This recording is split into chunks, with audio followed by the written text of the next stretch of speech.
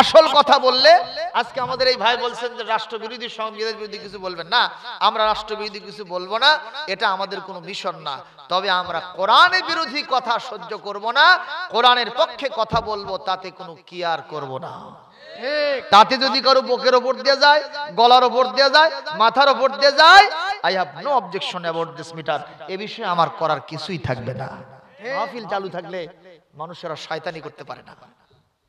আমার কথা কি বুঝতেছেন আপনারা? কথা বুঝতে পারেন না? কোরআনের মাহফিল থাকলে কোন শয়তান শয়তানি করতে পারে না। এটা শুধু হুজুরদের ব্যবসা নয়, এই কথা ওনাকে উইথড্র করতে হবে। জোরে বলুন ঠিক না বেঠিক? এটা বলা উচিত না। আমার ভাইরা কষ্ট পাচ্ছেন আপনারা? রব্বুনাল্লাহু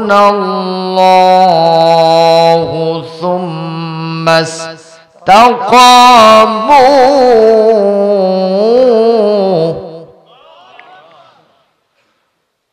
ثم استقاموا فلا خوف عليهم ولا هم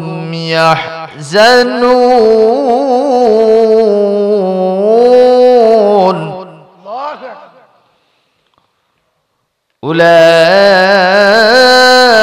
أولئك أصحاب الجنة خالدين فيها جزاء بما كانوا يعملون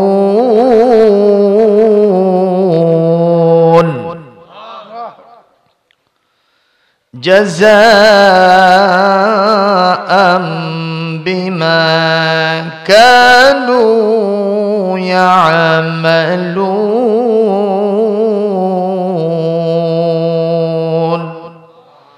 صدق الله العظيم. وقال النبي صلى الله عليه وسلم إن عظام الجزاء مع عظام البلاء وإن الله سبحانه وتعالى إذا أحب قوما ابتلاهم فمن رضي فله الرضا ومن سخط فله السخط أو كما قال النبي صلى الله عليه وسلم. رواه الترمذي ومشكاة المصابيح. وقال تعالى مخبرا وآمرا إن الله وملائكته يصلون على النبي يا أيها الذين آمنوا صلوا عليه وسلموا تسليما. اللهم صل على مولانا محمد وعلى آل سيدنا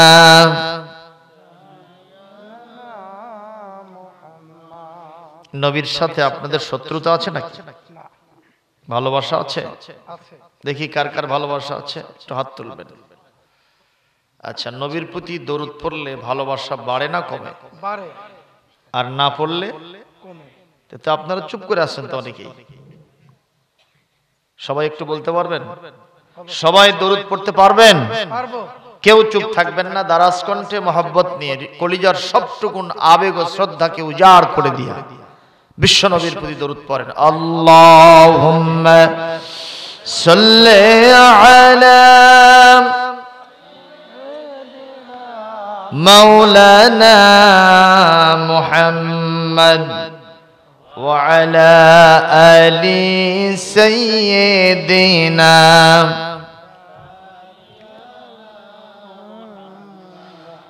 होने फुल तो बुलबुल का तरन्नुम भी न हो चमन दहर में कलियों का तबस्सुम भी न हो।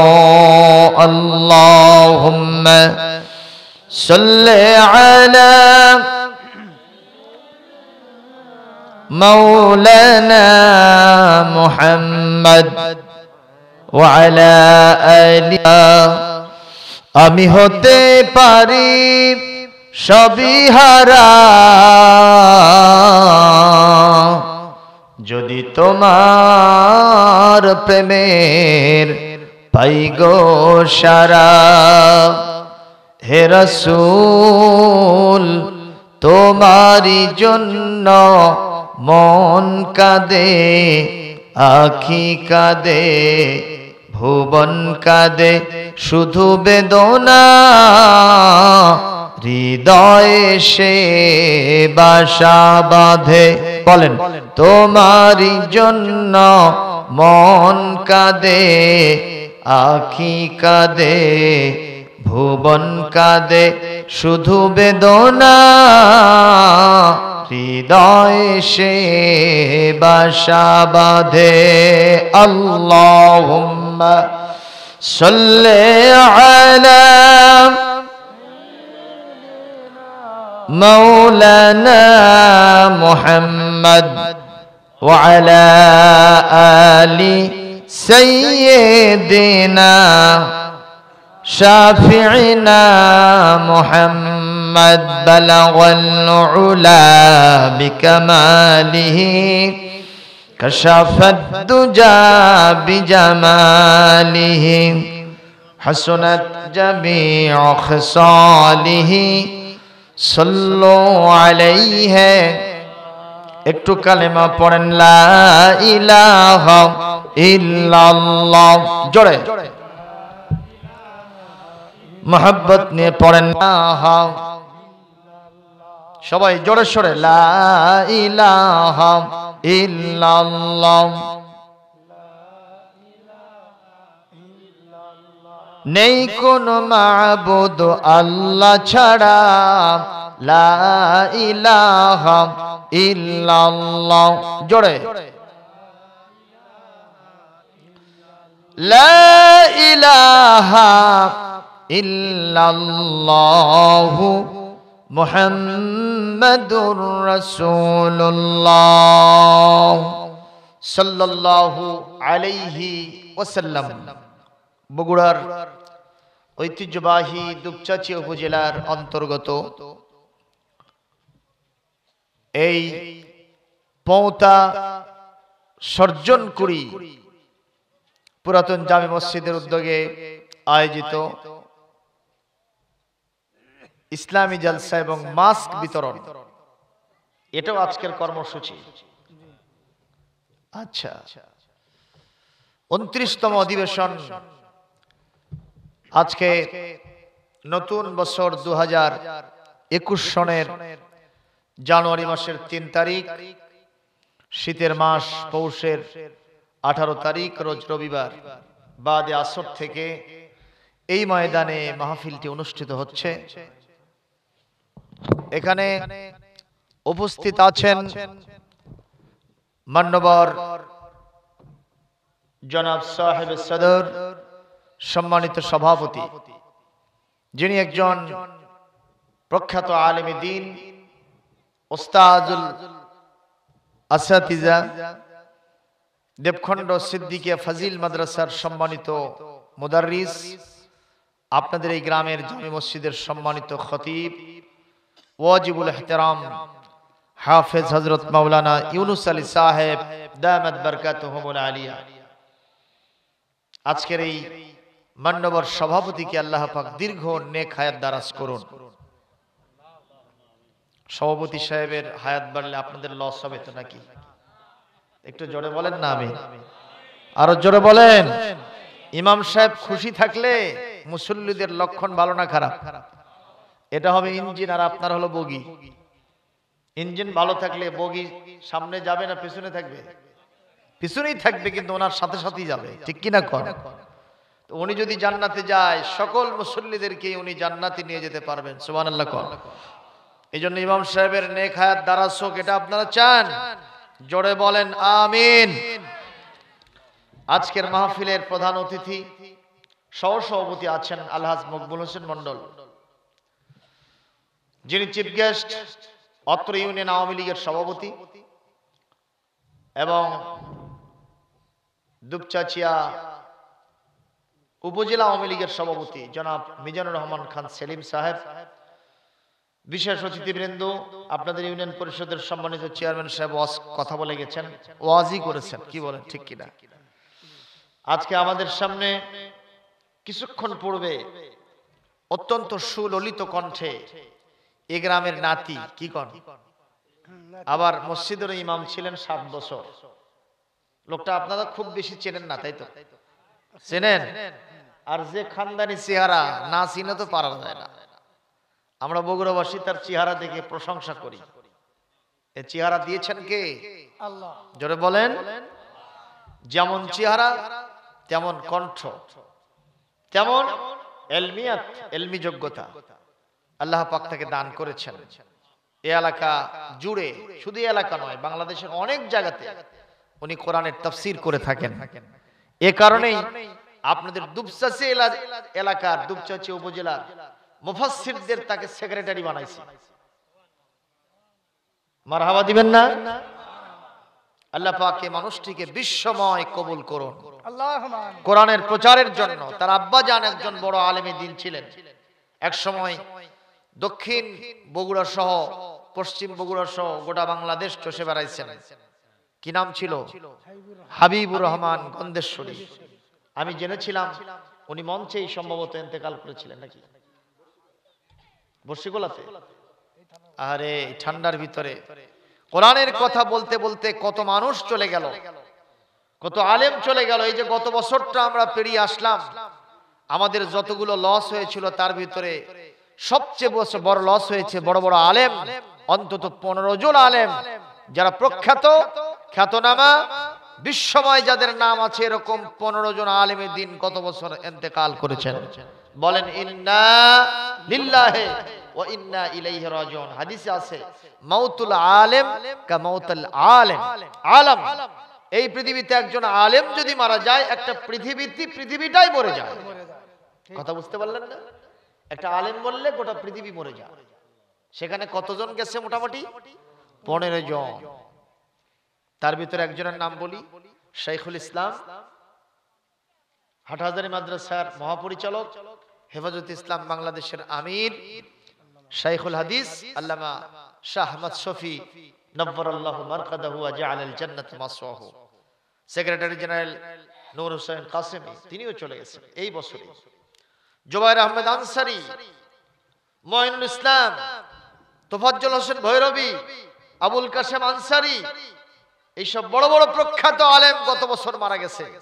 আল্লাহ পাক তাদের সকলকে জান্নাতের খাস মেহমান বানিয়ে দিন। জোরে বলি আমিন।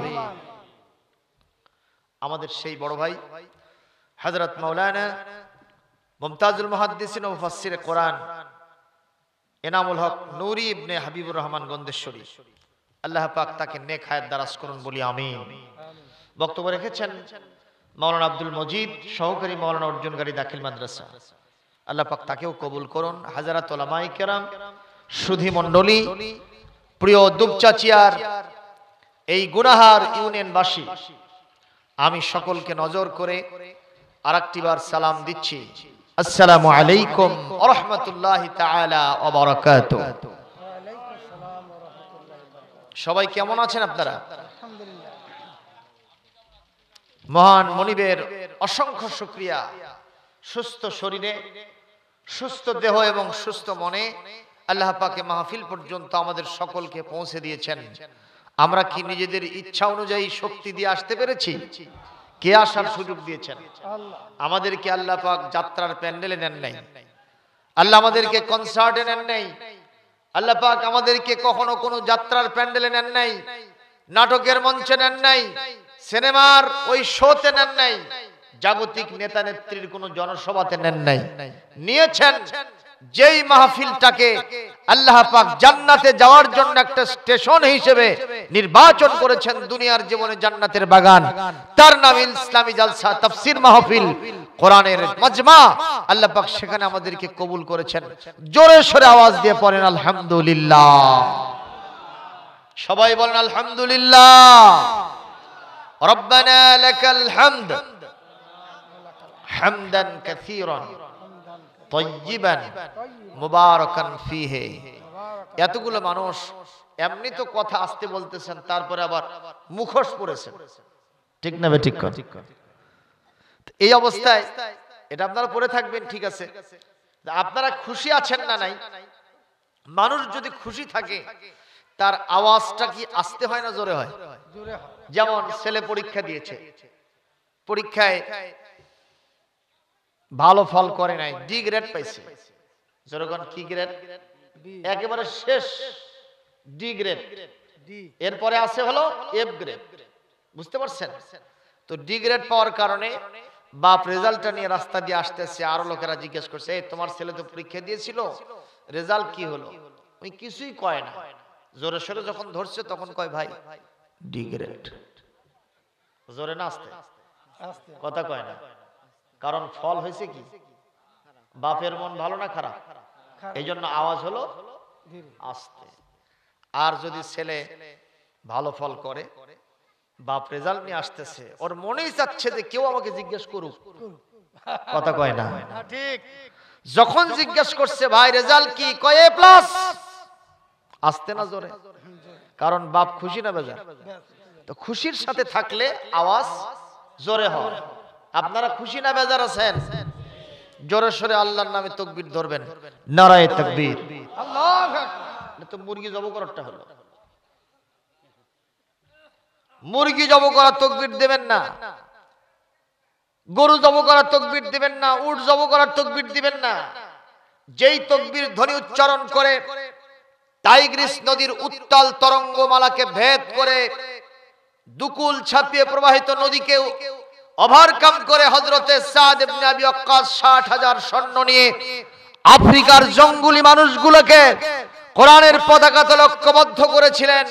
এবং সে আওয়াজ হযরতে বেলাল, আম্মার, ইয়াসার, সুমাইয়া, খাব্বাব, খুবাইব রাদিয়াল্লাহু তাআলা আলাইহিম আজমাইন, এই আওয়াজের মাধ্যমে গোটা বিশ্বময় ইসলামের কালেমা খোদিত পতাকাকে পথ করে উড়িয়ে দিয়েছিলেন। সেই রক্ত আমাদের প্রত্যেকের কলিজার মধ্যে, বডির ভিতরে আছে, জোরে বলুন ঠিক না ঠিক? সেই রকম একটি আওয়াজ দিতে কি আপনারা প্রস্তুত আছেন? কারা কারা আছেন দুহাত তুলে আল্লাহকে দেখান। লিল্লাহে তাকবীর, লিল্লাহে তাকবীর। আল কোরআনের আলো সারা দুনিয়ায় জালো, কোরআন আছে যেখানে,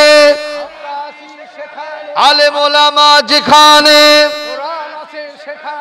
শয়তান আছে যেখানে, শয়তানের কালো হাত ভেঙে দাও, গুড়িয়ে দাও, শয়তানের আস্তানা নারে তাকবীর। রাজপথে যখন দেওয়া যায় না, কামটা এটি সারা নিলাম, আলহামদুলিল্লাহ জোরে কন। তাও কেউ কেউ এখনো চাপা খোলেনি। এর ভিতরে আমি দেখতেছি তো, এই চাপা একদিন খুলবে। শরীরের চামড়া টাইট তো, এখন আল্লাহর সাথে ফাইট করতেছে, ঠিক কিনা কন? শরীরের চামড়া যখন থাকে টাইট, আল্লাহর সাথে করে ফাইট। চামড়া হলে ঢিল, আল্লাহর সাথে দেয় মিল। আল্লাহ কয় আসে কবরে, খালি হবে কিল। কথা কন না কেন? এই জন্য কোরআনের মাহফিলে কথা না বললে এই চাপা একদিন খুলবে, সেই দিন খুলে আর কোনো কাম হবে না। আজকে আপনারা চাপা খুলতে রাজি আছেন? আমরা তো ওই ২০-৫০ হাজার লোক নিয়ে মাহফিল করতেছি না, কি বলেন? যে কয়েকজন আছেন একটু মহাবারা হোক, একে অপরে কথোপকথন হোক, আমি কিছু বলবো, আপনারাও কিছু রেসপন্স করবেন, ঠিক না বেটি? ক্লাসে স্যার পড়াতে গিয়া ছাত্ররা যদি কেউ হা হো না কয়, ছাত্র মানে স্যার মনের দিক থেকে পৃষ্ঠ হতে পারে না, প্রশান্তি পেতে পারে না যে আমার ছাত্ররা হয়তো কথা বোঝে নাই, ঠিক না বেটি? কথা বুঝলে রেসপন্স আসতে হবে, কথার প্রত্যুত্তর আসতে হবে, ঠিক না ভাই ঠিক বলেন? তবে আজকে যে মাহফিলের আয়োজন এখানে হয়েছে, চেয়ারম্যান সাহেব সত্যি কথাই বলেছেন। আমার কাছে মনে হচ্ছে যেন এটা কোনো ময়দানে মাহফিল হচ্ছে না, এটা একটা অডিটোরিয়ামে, একটা সুন্দর হল রুমে প্রোগ্রাম হচ্ছে মনে হচ্ছে আমার কাছে। কথা বলেন ঠিক না ভাই ঠিক? এত সুন্দর আয়োজন, এ গ্রামের যুব সম্প্রদায় কোথায় গেল, মুরব্বীরা কোথায় গেল? আপনারা কি মনে করেন এই কয়জন লোক এই এলাকায় বাস করে? না, আরো লোক আছে না নাই? তো তারা আজকে কোথায় আছে? কোরআনের মাহফিল অনেক জায়গাতে হাজারো চেষ্টা করে পাচ্ছে না। আমার নিজের গ্রামে আয়োজন করে আমরা ব্যর্থ, বন্ধ হয়ে গেছে, প্রশাসন বন্ধ করে দিয়েছে, মাহফিল হয় না। সেখানে আপনারা নুরি সাহেবের প্রচেষ্টা, আপনাদের গ্রামের লোকদের প্রচেষ্টা, ইউনিয়নের চেয়ারম্যান বা এলাকার আওয়ামী লীগের লোকেরা ভালো আছে জন্য আপনারা এই মাহফিলটা করার সুযোগ পাইছেন। যদি দুই একজন ছেলে থাকতো, খালি ফোন করে বলতো স্যার, 999-এ ফোন দিয়ে বলতো স্যার এখানে শুরু হয়ে গেছে মজমা, তাড়াতাড়ি আসেন যদি কিছু নেবার চান। কথা কর না, কিছুক্ষণের মধ্যে মঞ্চ ভাঙে দিয়ে শেষ। কিন্তু আপনারা করার সুযোগ পাচ্ছেন, ওই যে দাঁত থাকতে দাঁতের মর্যাদা কেউ বোঝে না। আজকে কোরআনের মাহফিল করতে সুযোগ পাচ্ছেন জন্য মন খারাপ করেছেন কেন? আপনি তো জানেন না এই মাহফিলের মর্যাদা কত। আপনারা এসেছেন কোরআন শুনতে, কোরআন জানতে, কোরআন থেকে এলেম হাসিল করতে। কথা কি হাসানা মিছা? সঠিক না ঠিক? আর যারা কোরআন থেকে জ্ঞান অর্জনের জন্য বাসা থেকে রওনা করে, আমি কোরআন হাতে রেখে আল্লাহর নামে শপথ দিয়ে বলছি, নবীজি বলেছেন যারা আপনারা বাড়ি থেকে মাহফিল পর্যন্ত এসেছিলেন, আপনাদের পায়ের নিচে জুতো ছিল না, স্যান্ডেল ছিল না, মাটি ছিল না, ভ্যান ছিল না, রিক্সা ছিল না, মোটর গাড়ি, মোটর সাইকেল কিছুই ছিল না। তাহলে কি ছিল আপনাদের পায়ের নিচে? নবীজি তিরমিজির হাদিসের ভিতরে বলেন, আন্নাল মালাইকাতা লা তাদউ আজনিহাতাহা রিদাল লিতালিবিল ইলমি ওয়াল হিতানু ফি জাওফিল মা। নবীজি বলেন যারা কোরআন শোনার জন্য বাড়ি থেকে রওনা করেছিল, তাদের পায়ের নিচে কিছুই ছিল না। কি ছিল তাহলে?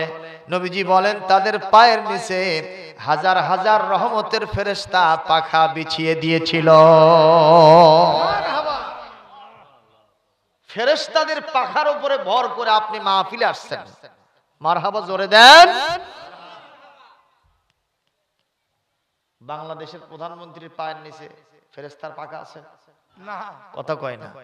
তাহলে প্রধানমন্ত্রীর চাইতে এই মাহফিলের একজন ভ্যান চালক শ্রোতা, যে ভ্যান চালে খায়, অটো ভ্যান চালক, অটো ভ্যান না চালালে ভাত হয় না, চাল কেনা যায় না, সেই লোকটার মর্যাদা বাংলাদেশের প্রধানমন্ত্রীর চাইতে বেশি হয়ে গেছে।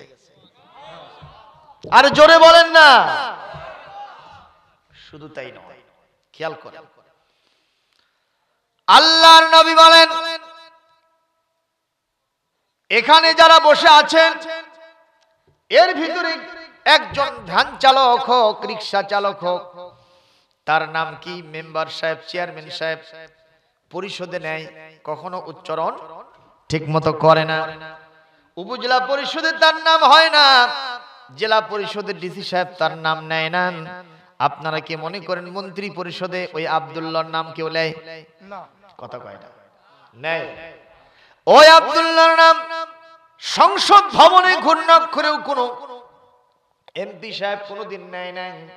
এই আলোচনা কোনোদিন করে নাই যে ওই দুপচাচি এলাকার পৌতা গ্রামে একজন ভ্যান চালক, রিক্সা চালক আছে। মাননীয় স্পিকার, আমি প্রধানমন্ত্রীর কাছে দাবি জানাই ওই আব্দুল্লাহর জন্য ভ্যান বাদ দিয়ে, রিক্সা বাদ দিয়ে একটা মাইক্রোবাস কিনে দেওয়া হোক। এরকম কোন আলোচনা কি সংসদে হয়েছে? না, তার নাম কেউ নেয় না। আল্লাহ রাব্বুল আলামিন কত সুন্দর করে বলছেন, ওই জাতীয় সংসদে, মন্ত্রী পরিষদে, জেলা পরিষদে, উপজেলা পরিষদে, ইউনিয়ন পরিষদে তোমার মতো আব্দুল্লাহর নাম যদিও নাও নেয়, আমি আল্লাহর কিছু যায় আসে না। আমার পাঠানো হেদায়েতের সর্বশেষ বাণী কোরআন শোনার জন্য যখন তুমি বসেছো রে বান্দা, কেউ যদি তোমার নাম না নেয় আমার কিছুই আসে যায় না। দুনিয়া আখিরাতের মধ্যে যার চাইতে শ্রেষ্ঠ অফিসার হয় না, সংসদ ভবন হয় না, যার নাম আরশে আজিম, ওই আরশে আজিমে বসে আমি হাজার হাজার লক্ষ লক্ষ কোটি কোটি ফেরেশতার সামনে ওই আব্দুল্লাহর নাম, ভ্যান চালকের নাম আমি গর্ব করে উচ্চারণ করতেছি। কথা কি শুনতে পাইছেন আপনি? এই কথার লোড কত আপনি বুঝতে পারছেন? তাহলে আসে আপনারা কি লস করলেন না লাভ করলেন? আর যারা আসলো না ওরা মনে মনে করছে এই আমরা না যেয়ে ভালো করছি। কে আমাকে দুটো লাভ, একটা ঘুম পারবো আর একটা পোলা খাবো। আর আপনারা চিন্তা করছেন যে না আমরা কোরআন শুনবো পোলাও খাবো। আলহামদুলিল্লাহ। আমি বক্তা, আমার একটা সিদ্ধান্ত, আজকের মাহফিলের পোলাও পাক হয়েছে কেবলমাত্র শ্রোতাদের জন্য। কথা কি ঠিক বললাম? ঠিক। সবাই বললেন ঠিক না? ঠিক কম। তো তাহলে মজা মারবে ফজা ভাই, আমাদের হবে ঘুম কামাই। আমি বক্তা, তার পক্ষে নাই। কিছুক্ষণ পরে গেটটা বন্ধ করে দেওয়া হবে। আজকের মাহফিলের তাবারক খাবে তারা, আজকের মাহফিলের ওয়াজ শুনবে যারা। ঠিক ঠিক। দেখি কে কে রাজি আছেন, হাত তোলেন দেখি, হাত নামান। কিন্তু কিন্তু এই যে কিছু কিছু হাত তোলেনি, কি জন্য তোলেনি জানেন? উনি বলছে ছেলে ডাকতো, ঘুম পেরে থিয়ালাম, অক্কসি যে যখন মনাজাত হবি তখন আসিস। ঠিক না? ঠিক। যাই হোক, আমরা তো অবশ্যই নেমো খারাপ না, আমরা সকলকে নিয়ে সবকিছু করতে চাই, এটা আমাদের মানবিকতা। সুবহানাল্লাহ। সম্মানিত ভাইয়েরা, এ কথা সত্য। এক বুড়ি আমার মতো এক মৌলভী সাহেবকে দাওয়াত দিছে, দিয়া দেশি মুরগি জব করছে। কি মুরগি? দেশি। টেস্ট বেশি না কম?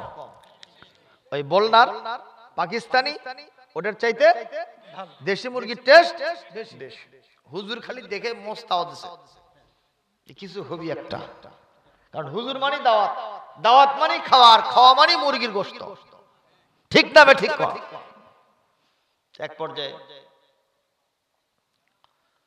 বাটিতে তরকারি, মুরগির গোশত হুজুরের সামনে হাজির, আর একটাতে ভাত নিয়ে আসছে। বলতেছে বুড়ি মন খারাপ করবে না, আমি একটা কাম করব। কি করবেন হুজুর? তোমার ঝোল দেখে আমার দিল আকৃষ্ট হয়েছে ঝোলের ওপর, আমি একটু ঝোলটা খাবো। হুজুর ঝোলও আপনার, গোশত আপনার, টেনশন নেই, আপনি চেতান। হুজুর সাহেব বুড়ির সামনে এমন চুমুক মারছে যে হাসুরা ফেল, এক চুমুকে সব ঝোল খায়া শেষ। হুজুর এখন বিড়বিড় করে বলতেছে বুড়ি তুমি সব ভালো করছো, একটা কাম খারাপ করছো। কি? তুমি মিশে মুরগি জব করছো কেন? তোমার ঝোলের যা স্বাদ, এটা হলি কাম সারা। আপনারা কি হুজুরের সাথে একমত? কথা কয় না, কথা বলেন। আপনারা বলেন ঝোলের স্বাদ হয়েছে কি দিয়ে?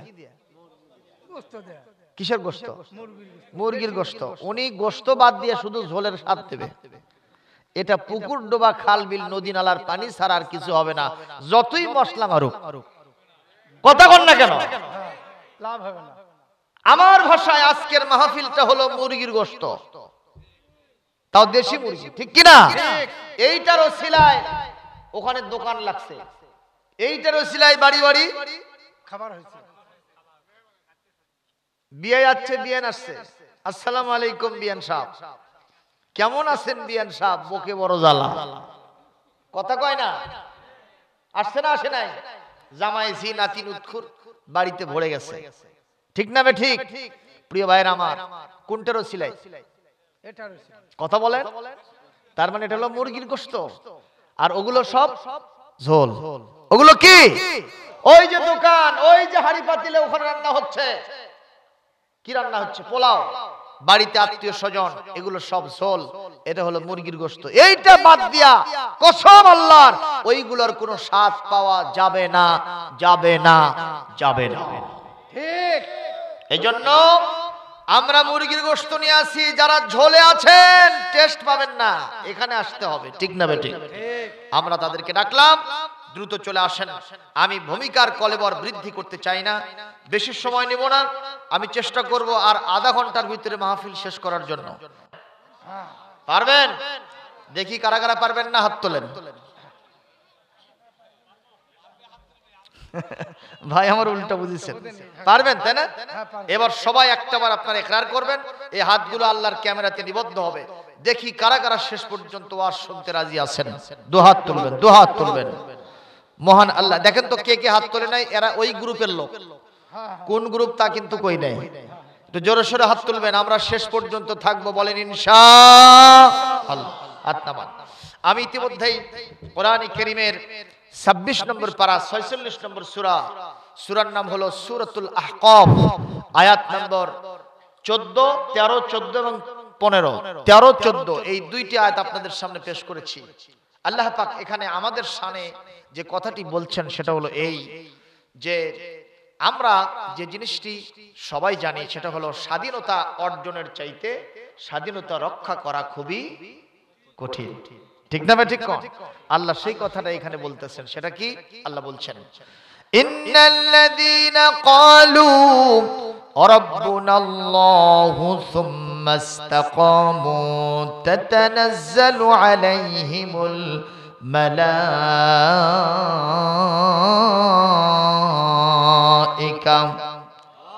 এটা অপর আয়াতের ভিতরে আসছে, আর এখানে আল্লাহ পাক বলেন ফালা খাউফুন আলাইহিম ওয়ালা হুম ইয়াহজানুন। একটু জোরে বলতে হবে আল্লাহু আকবার। আল্লাহ রাব্বুল আলামিন বলেন, নিশ্চয় যারা ঘোষণা করেছেন আমাদের রব, আমাদের রব, আরো জোরে, জোরে হলো না, মহব্বতে, জিকিরে, ফিকিরে, তাকবীরে, স্লোগানে লিল্লাহে তাকবীর, যারা ঘোষণা দিয়েছে আমাদের রব আল্লাহ, এটা বলার পরে সুম্মাস্তাকামু, অনড় থেকেছে, অবিচল থেকেছে, দৃঢ় থেকেছে, নড়াচড়া করে নাই, এদিক সেদিক কখনো হয় নাই। ফালা খাউফুন আলাইহিম, এদের জন্য কোনো ভয়ের কারণ নাই, ওয়ালা হুম ইয়াহজানুন, এদের কোনো চিন্তার কারণ নাই। দুনিয়া আখিরাতের সব জায়গায় শুধু তারা শুভ সংবাদ পাবে, এদের জন্য ভয়ও নাই, এদের জন্য কোনো চিন্তার কারণ নাই। তাহলে আমাদের রব কে ভাই? আল্লাহ। আল্লাহ। আল্লাহ পরের আয়াতে বলেন, উলাইকা আসহাবুল জান্নাতি খালিদিনা ফিহা, এরা জান্নাতের অধিবাসী। এখানে একদিন, 2 দিন, 3 দিন, 1 মাস, 2 মাস, 1 বছর, 2 বছর, 1 যুগ, 2 যুগ থাকবে না। এরা যুগ যুগ ধরে, অনাদি অনন্তকাল ধরে ওরা চিরদিন সেখানে অবস্থান করতে থাকবে। একবার জান্নাতে ঢুকলে তার আর বের হওয়ার দরকার হবে না। জোরে বলেন সুবহানাল্লাহ। কেন কেন এত সুন্দর জান্নাত আল্লাহ কেন দিবেন? বলে জাযাআম বিমা কানু ইয়ামালুন।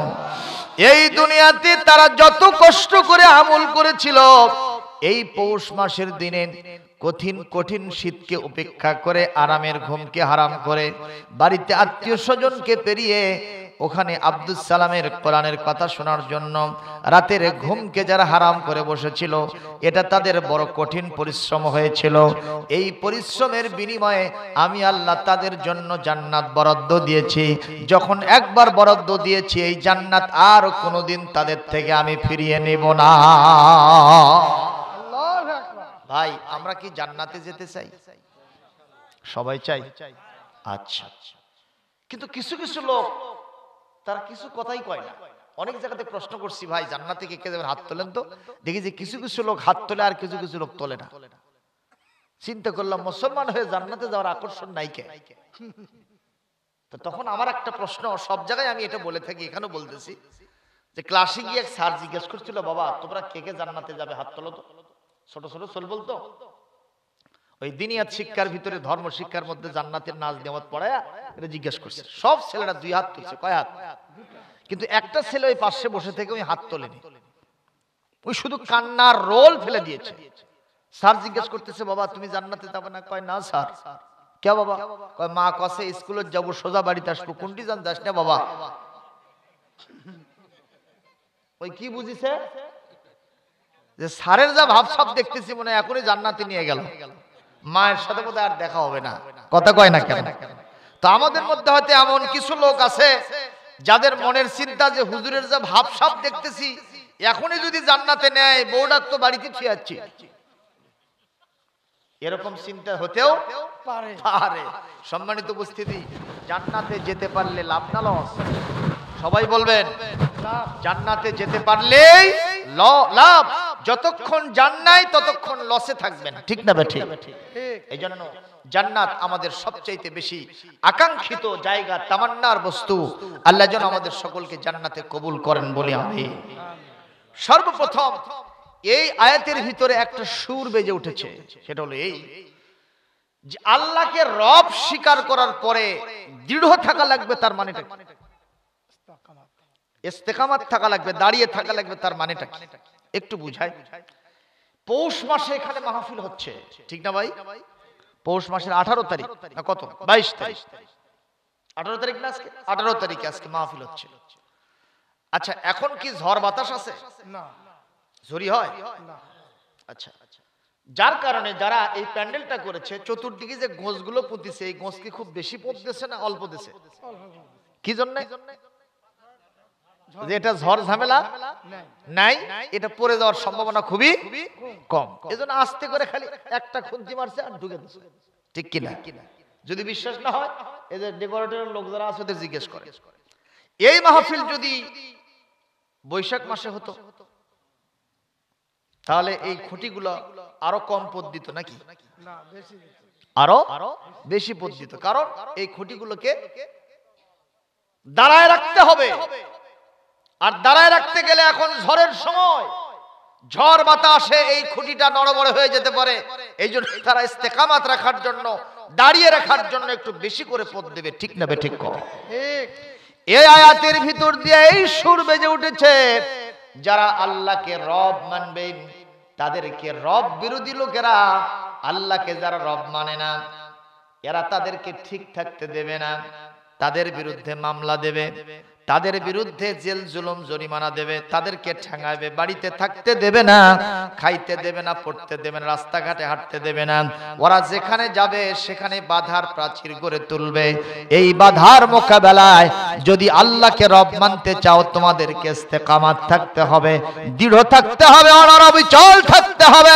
যদি এই সমস্ত বিরোধিতার মোকাবেলায় তোমরা অনড় এবং অবিচল থাকতে পারো, আমি আল্লাহ ঘোষণা দিলাম মরার সময় টেনশন থাকবে না, আজরাইলের বিমূর্ত চেহারা দেখে তোমার কখনো ভয় হবে না, চিন্তা হবে না। আমার হাজার হাজার ফেরেশতা এসে তোমাকে বলবে ভয়ও করো না, চিন্তাও করো না, তোমাদের জন্য জান্নাতের শুভ সংবাদ গ্রহণ করো। জোরে বলেন আল্লাহু আকবার। যারা আল্লাহর দ্বীনের পথে থাকতে চায়, আল্লাহকে রব মেনে বাঁচতে চায়, তাদের জন্য কয়েকটা জিনিসের লোভ আসবে, টোপ আসবে। একটা তো ভয় দেখাবে, মার হামলা, তারপরে মামলা, জেল জুলুম জরিমানা, এমনকি ফাঁসির দড়িও গলায় লাগতে পারে। সাহাবীদের লাগছে কিনা? কথা কয় না। বেলালকে ফাঁসির দড়ি দেয় নাই, আম্মার ইয়াসারকে দেয় নাই, সুমাইয়াকে দেয় নাই, খাব্বাব খোবাইবকে দেয় নাই। রাসূলুল্লাহর শত শত সাহাবীদেরকে উত্তপ্ত মরুভূমিতে অকথ্য নির্যাতন করে জমিন থেকে বিদায় করার স্বপ্ন দেখেছে। কথা কি সত্যি না মিথ্যা? এমন কি দিনের নবী, আমাদের জানের নবী, প্রাণের নবী, বিশ্ব নবীকে হত্যা করার পর্যন্ত স্বপ্ন দেখেছে। কথা কি সত্য না মিথ্যা? হযরত আবু বকর সিদ্দিক রাদিয়াল্লাহু তাআলা আনহু বলছেন, একদিন আমি রাসূলুল্লাহর সাথে ছিলাম। এই মুহূর্তে আল্লাহ রাসূল মসজিদ হারামের সামনে, কাবা শরীফের সামনে তিনি নামাজ পড়তেছিলেন। কি পড়তেছিলেন? নামাজ পড়তেছিলেন। কেবলই নবুয়তের প্রাথমিক স্টেজ, প্রথম অবস্থা। খারাপ লাগতেছে আপনাদের?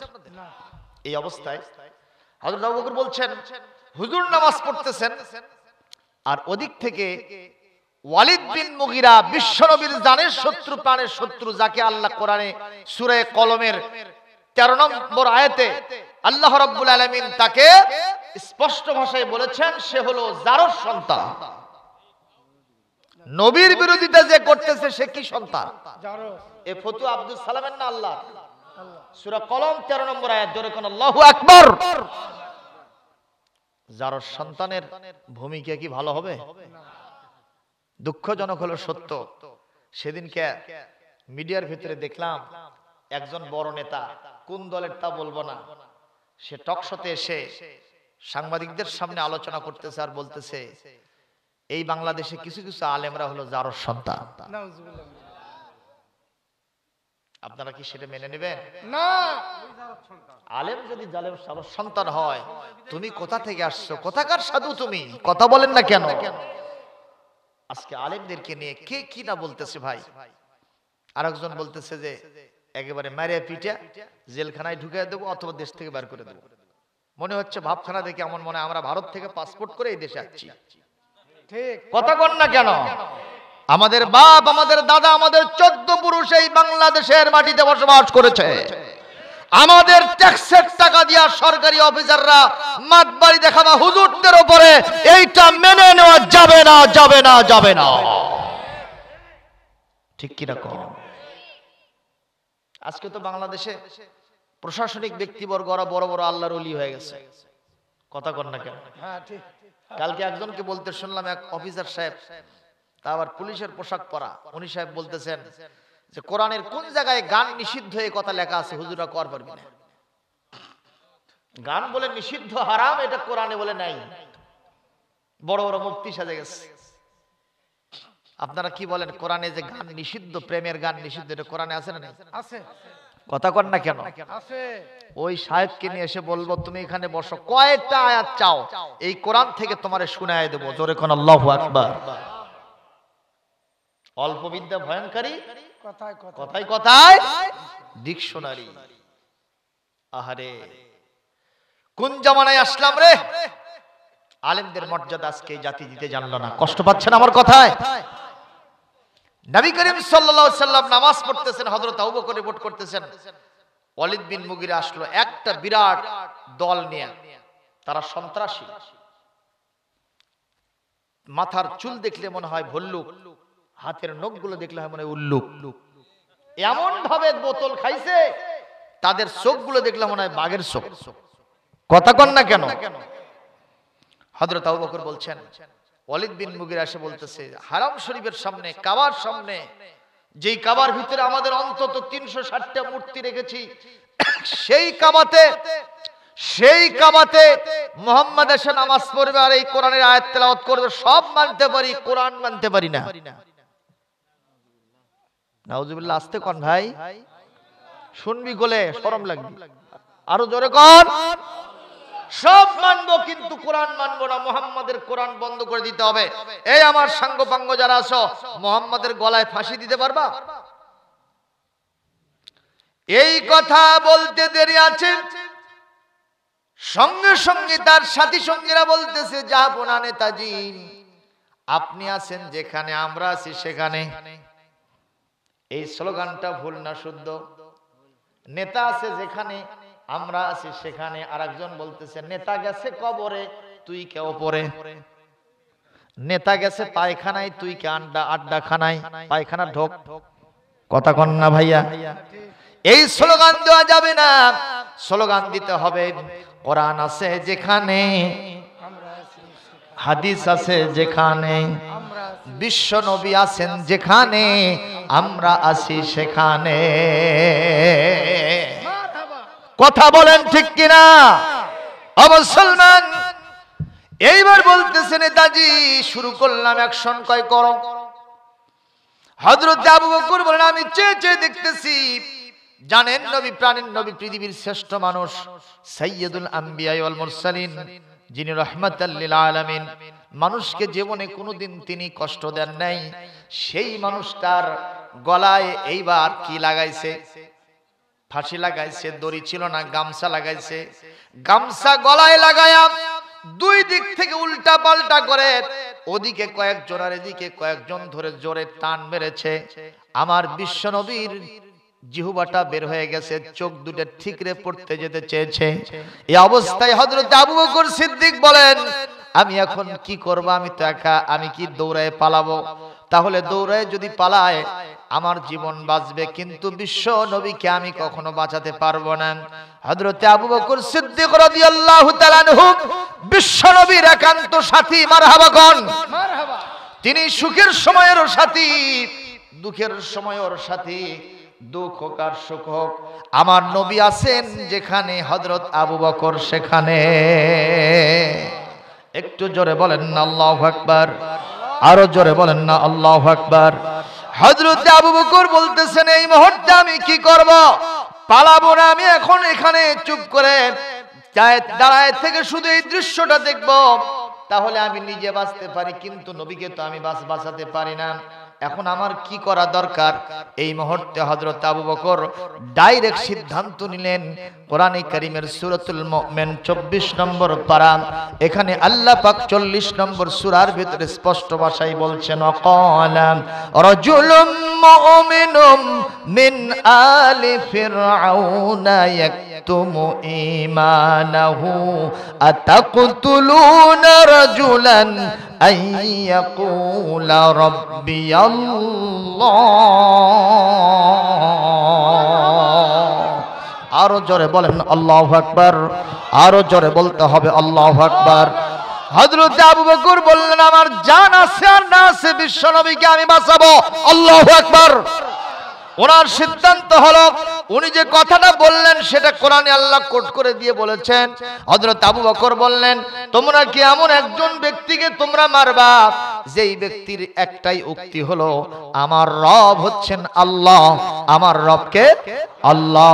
এই কথা বলার কারণে এই লোকটাকে তোমরা কি কখনো হত্যা করতে পারো? এটা তো কখনো অপরাধ হতে পারে না। আর এই অপরাধে যদি তোমরা নবীকে হত্যা করো, নবীকে হত্যা করতে পারো, কিন্তু আবু বকরের জানটা আগে নিতে হবে, আগে নবীকে যেতে দেব না। প্রয়োজনে আবু বকর নবীর সাথে আগে জান দেবে। এই কথা বলে হযরত আবু বকর কাউকে কিল মারলেন, কাউকে ঘুষি মারলেন, কাউকে জোরে লাথি মারলেন, কাউকে থাপ্পড় মারলেন। মারার সাথে সাথে আবু বকর কয়জন? এ জোরে বলেন কয়জন? আরো জোরে। কিন্তু আবু বকরের সাথে আরো কে আছেন? আল্লাহ যদি কারোর সাথে থাকে তার কি আর কারো লাগে? জোরে কোন লাগে? হযরত আবু বকর বলেন, কাউকে কিল, কাউকে চর, কাউকে থাপ্পড়, কাউকে আমি লাঠি যখন মেরেছি, ওরা 10-20 হাত দূরে চড়ে পড়ে চলে গেছে। কেউ কেউ আহত হয়েছে, কেউ কেউ বিদায় হয়ে গেছে। আমার বিশ্ব নবী আল্লাহর রহমতে দুনিয়ায় বেঁচে আছে। লিল্লাহি তাকবীর। ও মুসলমান ভাইরা, জবাব দিবেন, আমার নবী কি কারো পাকা ধানে মই দিয়েছিলেন? না। কারো বাড়া ভাতে ছাই দিয়েছিলেন? না। বলেন, কারো বাড়িতে আগুন দিয়েছিলেন? দেন নাই। কারো হালের গরু পিটায় মারছিলেন? তারপরে নবীকে কেন মারতেছে ওরা? এই কথার সুর তো বেজে উঠেছে। অন্ধকারের কীট আলোকে সহ্য করতে পারে না। এই জন্য সামসিকের বাচ্চা সকালবেলা যখন সূর্য ওঠে, ও চিন্তা করে সূর্যকে উঠতে দেব না, এই ঠ্যাং মেলে দেয়। চিন্তা হলো সূর্য আমার ঠ্যাং দেখে আবার লেজ গুটে নিয়ে আকাশের ভিতর ঢুকে যাবে, কিন্তু তাই হয় না। সূর্য বলে কি, যে তুই আর একটু থাকে, আর একটু দেরি কর, তোর 14 গোষ্ঠী আমার রশ্মি দিয়া জ্বলে পুড়ে সারখার করে দেব, আমার আলো নিভাতে পারবে না। সুবহানাল্লাহ। প্রিয় ভাইরা আমার, যারা আল্লাহর দ্বীনের রাস্তায় কাজ করে তাদের সাথে সাহায্য করেন কে? আল্লাহ। এটি কি কোরআনে আছে না নাই? আছে। কোরআনে কারীমের 5 নম্বর সূরা 6 নম্বর পারা সূরাতুল মায়েদা 56 নম্বর আয়াত এই মুহূর্তে আমি তেলাওয়াত দিচ্ছি। ওয়া মান ইয়াতাওয়াল্লাল্লাহ ওয়া রাসূলহু ওয়াল্লাযীনা আমানু ফাইন্না হিজবাল্লাহি হুমুল গালিবুন। যারা আল্লাহর কথা বলে, আল্লাহর পথে চলে, আল্লাহকে ভালোবেসে সুপেছে জীবন, তাদের কিসের ভয়, কি করে পরাজয়, শহীদি তামান্নাতে নাচে তার মন। হাসনাহনার ঘ্রাণে ভুলে না হৃদয় তার, হাসনাহনার ঘ্রাণে ভুলে না হৃদয় তার, কালিমার মেশক মাখা হৃদয় আছে যে তার। সব ব্যথা ভুলে গিয়ে কোরআনের পথে চলে, সব ব্যথা ভুলে গিয়ে আল্লাহর রাস্তায় চলে, সে তো তার ঈমান বলে। যারা আল্লাহর পথে চলে, আল্লাহর কথা বলে, আল্লাহকে ভালোবেসে সুপেছে জীবন, তাদের কিসের ভয়, কি করে পরাজয়, শহীদি তামান্নাতে নাচে তার মন।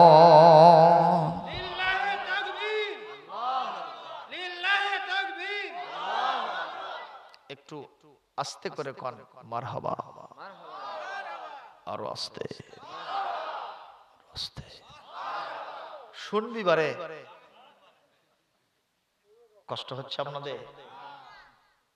মমতাজ ম্যাডাম এসে যদি এখানে একটা প্যানের সুর দিত, আমার বাড়ির সামনে দিয়া বন্ধু আমার রঙ্গ করে হাইটা যায়, হাইটা যায়, কথা কয় না, কি ফাটে যায়, কিন্তু জোড়া দেওয়ার বুদ্ধি নাই।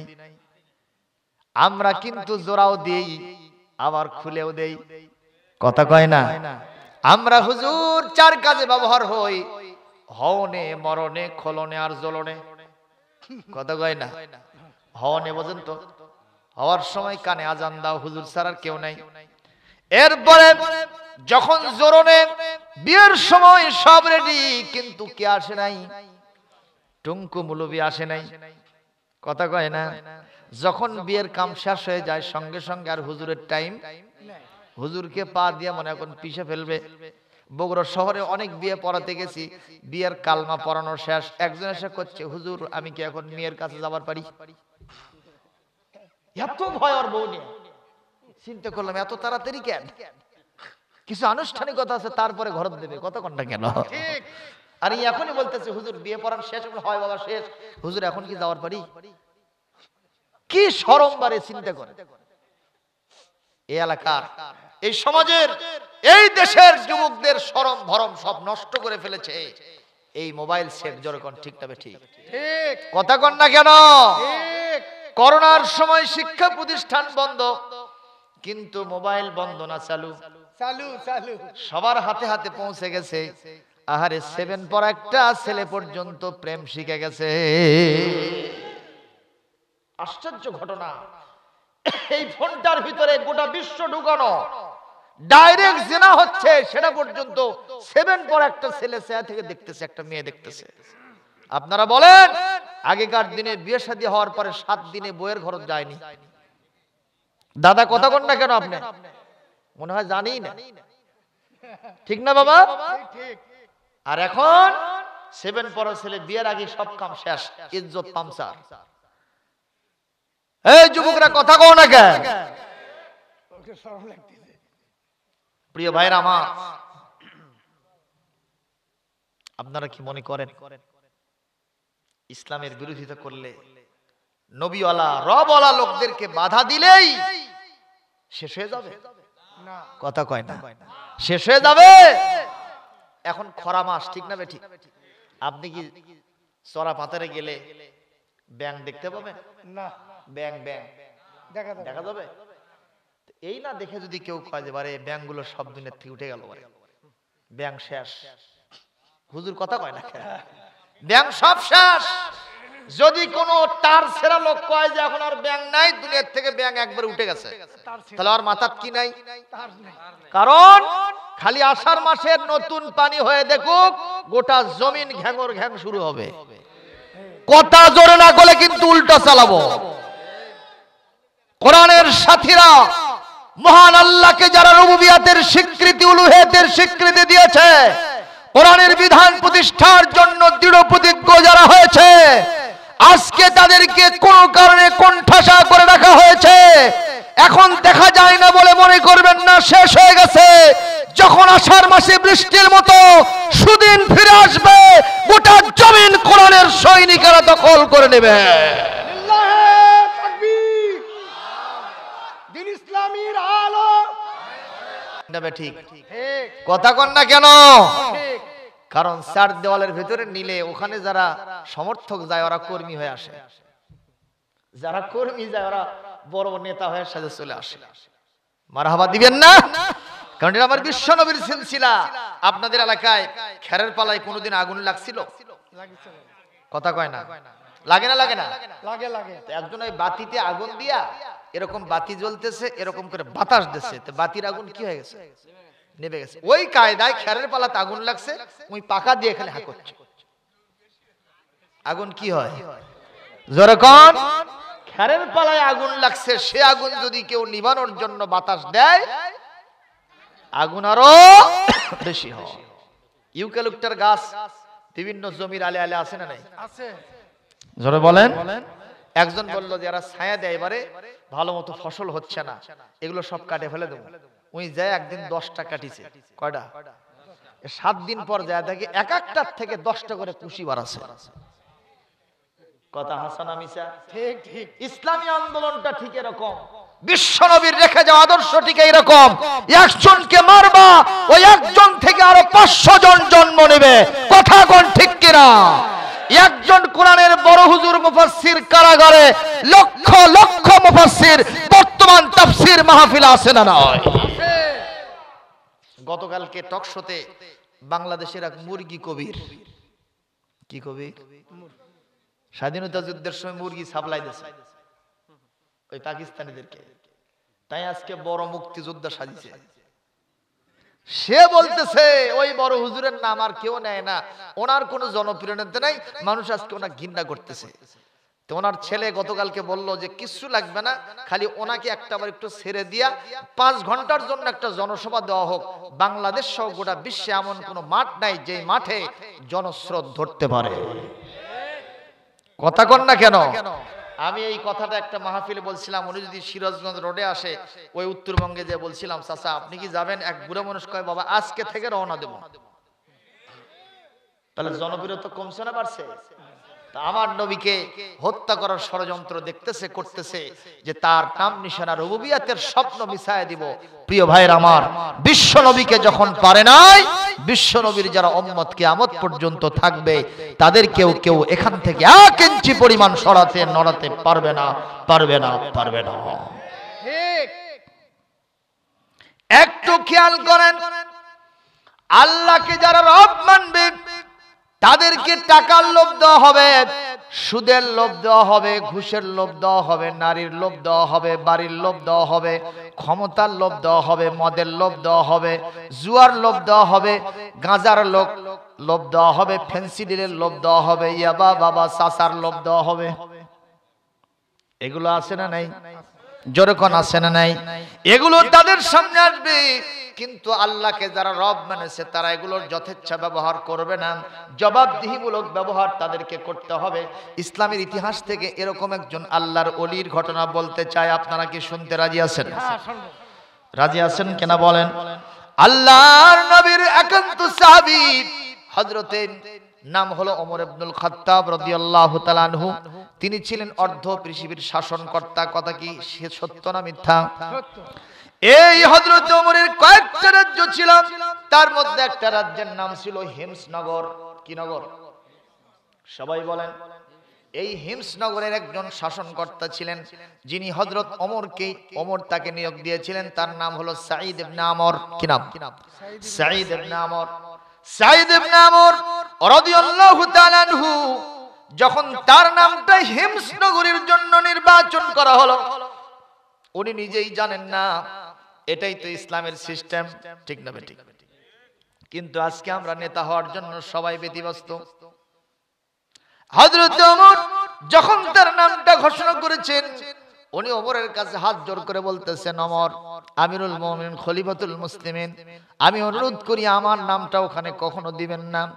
আমি আল্লাহর ইবাদতে থাকতে চাই, আমি তাহাজ্জুদ পড়তে চাই, আমি নামাজ পড়তে চাই, আমি নফল রোজা রাখতে চাই, আমি হিমসনগরের নেতৃত্ব চাই না, আমি যেতে পারবো না। সঙ্গে সঙ্গে হযরত ওমর তেলে বেগুনে জ্বলে উঠে বললেন, এই তোমরা কি মনে করছো খেলাফতের এই বিশাল দায়িত্ব ওমরের কাঁধে ঝুলায় দিয়া তোমরা সবাই মসজিদে বাসায় ঢুকবা? এটা কখনো হবে না। আমি ওমর যখন রাজ্য পরিচালনা করি, অর্ধ পৃথিবীর শাসনকর্তা হইছি, আমি একা কখনো পারবো না, আমার সাথে তোমাদেরকেও সহযোগী থাকতে হবে। এই রাষ্ট্র পরিচালনায় সততা যোগ্যতার পরিচয় যদি দিতে পারো, এর ভিতর দিয়াই মহান আল্লাহকে খুঁজে পাওয়া যাবে। আল্লাহু আকবার। ঠিক কথা কয় না। একজন লোক মিম্বরি করতে গিয়া যদি 2 নম্বরই 4 নম্বরই 22 নম্বরই না করে, ও যদি জনগণের মধ্যে সুবিচার কায়েম করে, এই মেম্বারশিপটা তার কাল কিয়ামতে জান্নাতের কারণ হবে না? অবশ্যই হবে। কথা কয় না কেন? আর যদি চেয়ারম্যানটা এমন হয় 5 বছর চালাইছে, কয় বছর? 5 বছর। 5 বছর চালানোর পরে একদিন একটা মিটিং দিছে। কি দিছে ভাই? মিটিং দিয়ে বলছে, ভাইরা আমার, বোনেরা তোমার, গত 5টা বছর এত সুন্দর করে চালিয়েছি, আমার বাড়ির মুরগি হাঁস পর্যন্ত টিয়ার কাবি খার চাল গম খায় নাই। তাহলে চেয়ারম্যান ভালো না খারাপ? কথা কন্ডে বারে, চেয়ারম্যান ভালো না খারাপ? ওনার বাড়ির মুরগি হাঁস পর্যন্ত টিয়ার কাবি খার কি খায়নি? চালও খায়নি, গমও খায়নি। তাহলে চেয়ারম্যান ভালো না কালো? ভালো। তো এই কথাটা শুনে জনগণ চিন্তা করতেছে যে এই নেতাকেই তো ভোট দিতে হবে, চেয়ারম্যান হলে ইনি হওয়ার যোগ্যতা রাখে। এইবার নেতাকে দেখবো না খালি বোতল মার্কা বাক্স হলি ঠেসে ভোট। তো পাশে মেম্বার ছিল, মেম্বার বলতেছে, নেতা যা বলেছে 100% সত্য কথা। নেতাজি, একটু আপনার পক্ষে সাফাই গাইবো, একটু সার্টিফিকেট দেবো, একটু মেহেরবানি করে মাইকটা আমাকে দেন। তো মেম্বার মাইক দিয়েছে, মেম্বার বলতেছে, আমার নেতা এত সুন্দর করে ইউনিয়ন পরিষদ চালাইছে, ওনার বাড়ির মুরগি হাঁস পর্যন্ত টিয়ার কাবি খার চাল গম খায় নাই, তার কারণ হলো নেতা উপজেলার থেকে তোলে ওটি বেছে বাড়ি আনি না। আপনারা কোন নেতার খাওয়ার কোনো সুযোগ আছে? এই যে মুরগি হাঁস যে খাবে, এটা কোনো সুযোগ আছে? এইরকম যদি না হয়ে আপনাদের চেয়ারম্যানের মতো যদি সুবিচার কায়েম করতে পারে, কাল কিয়ামতে চেয়ারম্যানই ওরে জান্নাতে নিয়ে যাবে। সুবহানাল্লাহ। আর যদি 22 নম্বরই করে, এইরকম চেয়ারম্যান হয়, তাহলে অবস্থা খুবই খারাপ। এটা তার জন্য জাহান্নামের কারণ হবে। ঠিক না? ঠিক কথা। হযরত ওমর বললেন, খেলাফতের রজ্জুটা আমার ঘাড়ে ঝুলাইয়া দিয়ে তোমরা বাড়িতে শুয়ে থাকবা, এইটা চলবে না, আমাকে সহযোগিতা করতে হবে। তোমাকে হিমসনগরে যেতে হবে, অমুককে অমুক নগরে যেতে হবে, অমুককে অমুক রাজ্যে যেতে হবে, সবাইকে নিয়ে আমি এই রাষ্ট্র পরিচালনা করতে চাই। মারহাবা কর। আমাদের দেশে কিছু লোক আছে খালি মসজিদেই ঘরে। কারা ঘরে আমি তা কম না। কথা কন না কেন? খালি ঘরে কষ্ট হয় না? হয় না? কষ্ট আছে। তারা বলে আমরা কিছুই বুঝি না। হাই রে সর্বনাশ, এই রাজনীতির কথা কেন কয়? চেয়ারম্যান হওয়া লাগবে না, এমপি হওয়া লাগবে না, বলে কিছু দরকার নেই। কিন্তু ভোট যখন আসে ঠিক কি জায়গা মতোই দেয়। ঠিকই দেয়। কথা কয় না? এমনি মুখে বলতেছে একটা, কাম যায় আর একটা। ওরা রাষ্ট্রের স্বপ্ন দেখে না, ইউনিয়নের স্বপ্ন দেখে না, মেম্বারের স্বপ্ন দেখে না, এমপি হওয়া লাগবে না, মন্ত্রীর দরকার নাই। কিন্তু দেখবেন সবগুলাই আসল জায়গাতে গিয়ে চার দেওয়ালের মধ্যে ঠিকই কাম করে। এটা ঠিক নয়। ওমরের মতো একজন মুসলমান যদি এই কথা বলতে পারেন, আপনি রাষ্ট্র থেকে দূরে থাকবেন কেমনে? রাষ্ট্রের ভিতরে আপনাকে থাকতে হবে। অনেকে কয় সংসার করব না, বারে সংসার করে ইবাদত করা যায় না। আরে তুমি কোথা থেকে নাজিল হইছো? আল্লাহর নবী তিনি সংসার করে আল্লাহ পাককে সন্তুষ্ট করেছেন, আর তুমি করছো যে আমি খালি নামাজই পড়বো, সংসার করব না। নাউজুবিল্লাহ, জোরে কর। হযরত ওমর বললেন, তোমাকে যাইতে হবে হিমসনগরে। উনি আগতে চলে গেলেন হিমসনগরে। 1 বছর পার হয়ে গেছে। জোরে কোন, কয় বছর? 1 বছর পরে হিমসনগর থেকে অন্তত 20-25 জন লোক মদিনা মুনাওয়ারায় চলে আসছে হযরত ওমরের কাছে। রাজধানীতে এসে বলতেছে, ওমর গো, আমরা আসছি আপনার কাছে। বলে কেন? বলে আমাদের দেশে আমাদের এলাকায় দুর্ভিক্ষ লেগেছে, মানুষের খাবার নাই, পানিও নাই, পড়ার কোনো জিনিসপত্র নাই। এক কথা মানুষের অভাব অভিযোগ, এত কঠিন অবস্থা না বিশ্বাস, আমরা আপনার কাছে কিছু সাহায্য নেওয়ার জন্য আসলাম। হযরত ওমর বলেন আমার পাঠানো প্রতিনিধি ওখানে আছে, যার নাম সাঈদ ইবনে আমর। ও ওখানে কি করে? ওকে ছাড়া তো কখনো হতে পারে না। ও ওখানে কি করে? তোমাদের সেবা করে কি করে না আমি জানি না। সে ওখানে কি করে? আমি কি তারে ওখানে শুধুমাত্র ইবাদত করার জন্য পাঠাইছি তা নয়, ওখানে জনগণের সেবা করবে, এটাও তার দায়িত্ব। জোরে বলেন এই দায়িত্ব ওনাকে দিয়েছেন কে? ওমর দিয়েছেন। কিন্তু সমর্থন কার ছিল? আল্লাহর সমর্থন। একটু কোরআন থেকে আয়াত তেলাওয়াত করে দলিলটা সেটিং দেব। তাছাড়া আপনারা বুঝতেছেন না, রাষ্ট্র পরিচালনার ভেতরেও নবীরাও ছিলেন, সাহাবীরাও ছিলেন, ওলিয়া উলিয়ারাও ছিলেন। কোরআন থেকে একটু জবাব দেব। কোরআনে কারীমের 17 নম্বর পারা 21 নম্বর সূরা, সূরার নাম হলো সূরাতুল আম্বিয়া, 73 নম্বর আয়াত। এখনই আমি তেলাওয়াত দেব। তেলাওয়াত দেওয়ার সাথে সাথে জোরে সোরে আল্লাহু আকবার বলতে হবে, পারবেন কিনা? একটু তেলাওয়াত হচ্ছে। وَجَعَلْنَاهُمْ أَئِمَّةً يَهْدُونَ بِأَمْرِنَا وَأَوْحَيْنَا إِلَيْهِمْ فِعْلَ الْخَيْرَاتِ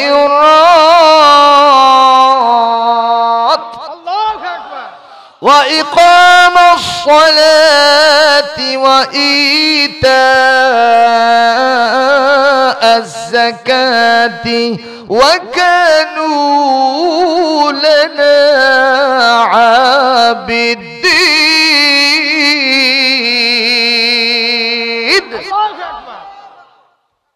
কোরআন তেলাওয়াত শুনলে মজা লাগে না বোঝা লাগে? মজা লাগে। আর একটু জোরে আল্লাহু আকবার দেন। সূরা আম্বিয়ার 73 নম্বর আয়াতে আল্লাহ বলছেন আমি পৃথিবীর সমস্ত নবীদেরকে জননেতা বানাইছিলাম। কি নেতা? আর আমরা হুজুররা করছি না, ওগুলা যাওয়া যাবে না, কথা কয় না। আমি হুজুর একবার একটু চেয়ারম্যানের দ্বারা ছিলাম, বুঝছেন, 11 সাল। কোথায় দ্বারা ছিলাম? চেয়ারম্যান। দাঁড়ানোর পরে আমার এক একটা পথসভা জনসভায় রূপ নিয়েছিল। চিনবেন হয়তো, গোহাইল ইউনিয়ন, ওই শাহজাহানপুর উপজেলা নাটোর রোডে গোহাইল ইউনিয়ন। আমি সেখানে দাঁড়াইলাম। তো এত লোকের জনস্রোত ছিল এবং সমর্থন ছিল যে সবাই বলতেছিল যে বগুড়া জেলায় যদি হুজুরদের মধ্য থেকে কেউ চেয়ারম্যান হয় তাহলে ওটা হবে। কথা বুঝছেন? আমি নির্বাচনের দিন খুব বুক ফুলে হাঁটতেছি, বাবা হয়ে গেছে, কাম হয়ে গেছে। কথা কর না কেন? আরে ভাই, যখন আসরের নামাজের পর গণনা শুরু হলো তখন লুকাই কোনটি আর জায়গা পাই না। তার মানে চেয়ারম্যান হতে পারিনি। কিছু কিছু লোক বলছিল যে হুজুর কে ওটি রে, অকপিটা মসজিদে ঢুকে দে। কথা কন না কেন? ওদের চিন্তা হলো হুজুরেরা শুধু ভিক্ষা করে খাবে। এই যে আপনাদের চেয়ারম্যান সাহেব কিছুক্ষণ আগে বললেন, ওনার সব ভালো লাগলো, এই কথাটা ভালো লাগলো না। উনি বলছেন যে এবার সভা কম, হুজুরদের ব্যবসা খারাপ হলো। আপনারা কথা না, এই কথাটা ঠিক হলো? এটা কি শুধু হুজুরদের ব্যবসা? কথা কন না কেন? এটা হুজুরদের ব্যবসা নয়। এই কোরআনের মাহফিল যখন বন্ধ থাকে আসমান থেকে শয়তান নাজিল হয়, জোরে কোন ঠিক কিনা? রহমত আসে না, শয়তান নাজিল হয়। আমরা 18 সালে দেখেছিলাম কোরআনের মাহফিল ডিসেম্বর মাসে বন্ধ ছিল, শয়তান তার সমস্ত রাস্তা খুলে দিয়া বাংলাদেশের জন্য সর্বনাশ ডেকে এনেছিল, জোরে কোন ঠিক কিনা? মাহফিল চালু থাকলে মানুষেরা শয়তানি করতে পারে না। আমার কথা কি বুঝতেছেন আপনারা? কথা বুঝতে পারেন না?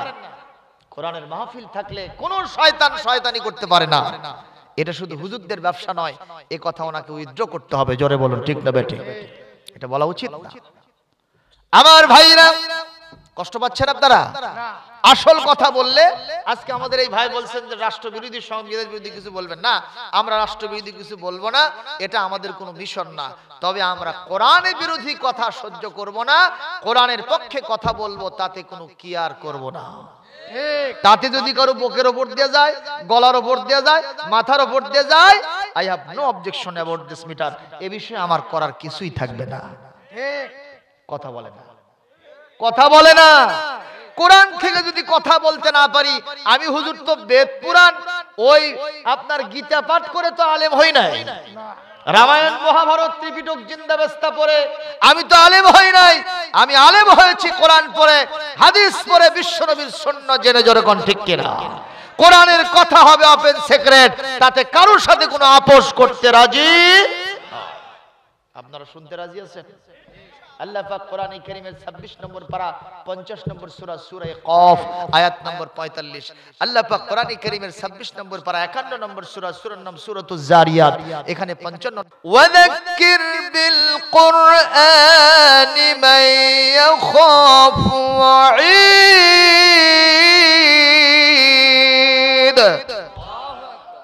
ওয়াযাক্কির ফাইন্না যিকরা তানফাউল মুমিনিন।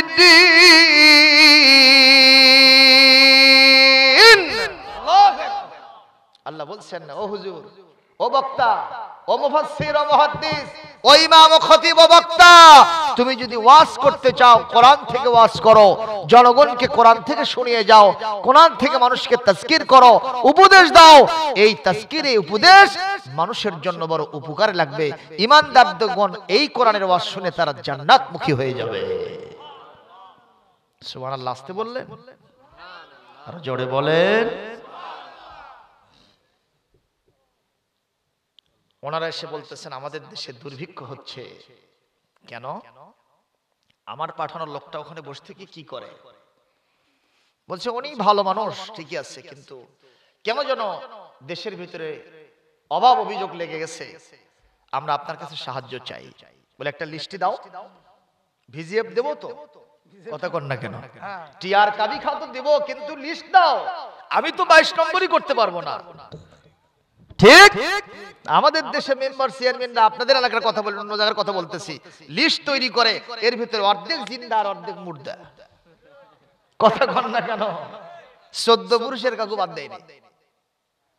আমার ভাইরা, লিস্টটি তৈরি করা হলো, নামে নামে উনি প্রত্যেকের জন্য 1000 করে দিনার দিলেন। 1000 দিনার মানে স্বর্ণ মুদ্রা দিলেন। আর হযরত সাঈদ ইবনে আমরের জন্য উনি দিলেন 2000। কত দিলেন? 2000। উনি দেখলেন ওনার নামটা 1 নম্বরে। কয় নম্বরে? সরে বলেন, কয় নম্বরে? 1 নম্বরে ওনার নাম। জিজ্ঞাসা করলেন 1 নম্বরে যে সাঈদ নামটা দিয়েছে উনি কে? বলে উনি আমাদের নেতা, গরিবদের তালিকায় আমরা তার নামটা 1 নম্বরে দিয়েছি। বড় আশ্চর্য কথা, নেতা কেমনে এত বড় গরিব হয়? বলে ওনার লাইফ স্টাইল দেখলে, জীবন আচরণ দেখলে আমাদের কাছে মনে হয় আমাদের চাইতে সবচাইতে বেশি আপনার গরিব হলো উনি। আমাদের মন বাধ্য করেছে, গরিবদের যদি তালিকা করে লিস্টি করো, 1 নম্বরে নেতার নাম দিতে হবে। আপনারা বলেন নেতা কয় নম্বর গরিব? 1 নম্বর। আরো জোরে। আর আমাদের দেশে যদি একজন মেম্বার আজ হলো, কাল চেম্বার, তারপরে টেম্পার, এরপরে জনগণের চরিত্রের হ্যাম্পার। কথা বলেন না ভাইরা? ও মুসলমান, একটু নজর করে কথা শুনবেন।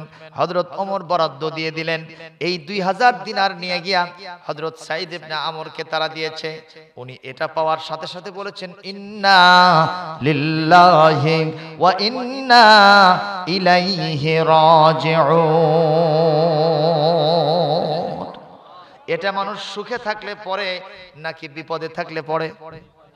যদি কেউ মারা যায়, ফজরের সময় যদি শোনেন মসজিদ থেকে ইন্না লিল্লাহর আওয়াজ আসতেছে, তখন আপনারা বুঝবেন কেউ একটা মারা গেছে।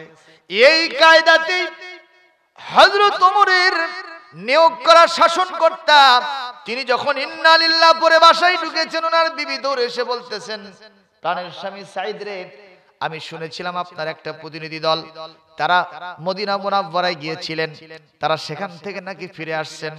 আমিরুল মুমিনিন খলিফাতুল মুসলিমিন ওমরের কোনো বিপদ সংবাদ আছে নাকি? কি কারণে এটা হচ্ছে আমরা বুঝতে পারলাম না, আপনি কেন ইন্না লিল্লাহ পড়লেন? বলে না না, আমার প্রাণের বিবি, আমিরুল মুমিনিনের কোনো বিপদ সংকেত নয়, তার কোনো বিপদ সংবাদ নয়, বরং আমার উপরে বড় বিপদ চেপে বসেছে। কি বিপদ? এই যে দেখো 2000 দিনার আমার জন্য উনি পাঠিয়ে দিয়েছেন, এই 2000 দিন আর আমি কেমনি কি করব, এই টাকাটা রাখা আমার জন্য বড় বিপদ সংকুল পরিবেশ হয়ে গেল, এটা আমার জন্য অনেক ভারী হলো, টাকাটা আমি কিভাবে সংরক্ষণ করব আর কিভাবে বিলি বন্টন করব আমি বুঝতে পারছি না, এই টাকাই হলো আমার উপরে সবচাইতে বড় বিপদ। চিৎকার দিয়ে বলেন মারহাবা। আমাদের দেশের লোকদের টাকা কি বিপদ? কথা কয় না। ওনার স্ত্রী বললেন, প্রাণের স্বামী আপনি ইসবের সাবরান জামিলা, আপনি একটু ওয়েট এন্ড সি, একটু ধৈর্য ধরেন, এই টাকা 1 ঘন্টার মধ্যে কেমনে সাফা করা লাগে এটা আমি জানি। মারহাবা কর। মারহাবা। এই বিবি আসল বিবি না কাওয়ার জাত? আসল বিবি। আমাদের মতো স্বামীরা যদি এরকম টাকা নিয়ে যায়, বউ কই যে বারে এতগুলো টাকা ছিল কোথায় তুই, এখন খুব চিন্তা আছে, তুমি ভাগো এটা দিয়ে দাও, কুটি রাখা লাগে, এটা আমার জানা আছে। ঠিক না বে ঠিক কর। বর্তমানে স্ত্রীরা স্বামীকে টাইমই দেবার চায় না, আছে না নাই? মার্কেট করার সময় স্বামীর দরকার লাগে না, ওই আগে দৌড়ায়। অবশ্য এই এলাকার লোকেরা মার্কেট করতে যায় না, এই এলাকার মেয়েরা যায়, হ্যাঁ কম যায় না? এই যে চাচা বলছে কম যায়, ভ্যান্টি ব্যাগ আছে না? হ্যাঁ, ঈদের সময় অবশ্য যায়, কি বলেন ঠিক কিনা? ঈদের সময় তো যায়, কিন্তু আমাদের দেশে এটা ঠিক নয়। আমরা এই সমাজের ভিতরে আমাদের স্ত্রীদেরকে যদি নেককার পেতে চাই, তাদের মধ্যে অন্তত 3টা গুণ থাকতে হবে। জোরে বলুন কয়টা? আমার মা বোনেরা যারা ওয়াজ শুনতেছেন, মহিলা প্যান্ডেলে মহিলারা আছে তো নাকি? তাদের জন্য 3টা গুণ থাকতে হবে। বাড়িতে গিয়ে আপনারা বউদেরকে এটা বলবেন। কয়টা গুণ? 1 নম্বর, ইজা আমার তাহা আতআতকা, যখন তুমি তোমার বিবিকে কোনো কাজের নির্দেশ করবা, সঙ্গে সঙ্গে সে সেটা মেনে নেবে। সুবহানাল্লাহ।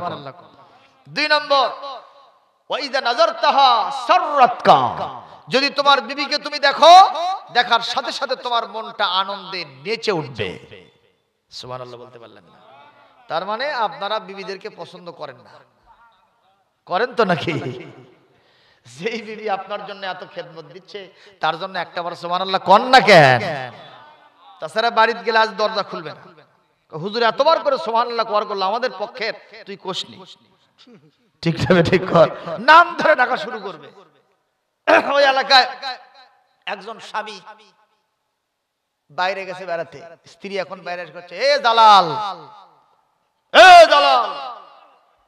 জালাল এখন আর বন্ধুকের সাথে গল্প করতেছে, এক বন্ধু করছে, কে ডাকে রে, তোর মাও নাকি? হ্যাঁ, তখন বলতেছে, ভাই এটা একটা কথা কইলু, জিবাতে এত জোরে কামড় মারছে বুঝছেন, মনে জিবা কাটে পড়ে যাবে। এটা আমার মাও হয়? কে হয়? আমার বউ। তো তোর বউ তো তোর নাম ধরে ডাকে কে? কয় ভাই লাভ মেরিস। জোরে কোন কি মেরিস? আমি তখন বললাম এটা লাভ মেরিস না, লাভ মরিস। তা আবার কারেন্ট মরিস। জোরে কোন কি মরিস? কারেন্ট মরিস দেখছেন নাকি আপনারা? আমি তো এটা আগে চিনতাম না। একদিন বাজারে গেছি, তো বাজারের উনি বলতেছে, হুজুর মরিচ আমার কাছে যেটা আছে এটা কারেন্ট মরিচ, লাল টকটকা, তো এটা নিলে ঝাল বেশি। আমি বললাম সমস্যা নেই, ঝালই তো বেশি দরকার। তো বাড়িতে নিয়ে আসছি, আমার স্ত্রী ওটা সুন্দর করে ভেজে আলু ভর্তা করছে।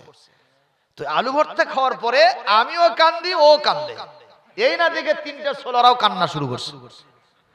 তা আমি সেদিন দেখছি যে কারেন্ট মরিচ কি জিনিস। অনুরূপ ভাবে যারা লাভ ম্যারিজ করে বিয়ে করেছে, এরা কখনো বিয়ে করে নাই, ম্যারিজ করে নাই, এরা মরিচ খাইছে। একটা করে বছর যাবে, এমন ঝাল বের হবে, আগ কি বলে, পানি খেয়ে মিষ্টি খেয়ে ঝাল মারা যাবে না। কথা বলেন ঠিক না বেঠে? কারেন্ট মরিচ। এই জন্য আমার মা বোনদেরকে বলবো, স্বামীর ব্যাপারে আপনাকে সতর্ক থাকতে হবে, স্বামীর খেদমত আপনাকে দিতে হবে। স্বামীর সবই খেদমত দিচ্ছে, স্ত্রী স্বামীকে সব খেদমত দিচ্ছে, কিন্তু স্ত্রী যদি তার পক্ষ থেকে বিবির কিছু খেদমত না করে, বলেন তো একটা রশি যদি সেনো হয় আর একটা যদি মোটা হয়, এটাতে বান্ধন আটে না? তা আপনি যদি কিছুই না করেন তাহলে তো হবে না। কোরআনে কারীমে সূরা বাকারার 228 নম্বর আয়াতে আল্লাহ পাক স্পষ্ট ভাষায় বলেছেন যে স্বামী স্ত্রীর অধিকারটা সমান হবে, কিন্তু স্বামীর মর্যাদা স্ত্রীর উপরে 1 গুণ বাড়ানো হবে। আমি আল্লাহ সেটা দিয়ে দিলাম। মারহাবা। আয়াতটা তেলাওয়াত করি, তাহলে আপনারা ভালো বুঝবেন। একটু তেলাওয়াত দেব, কষ্ট হবে না তো? ওয়ালাহুন্না مثل الذي عليهن بالمعروف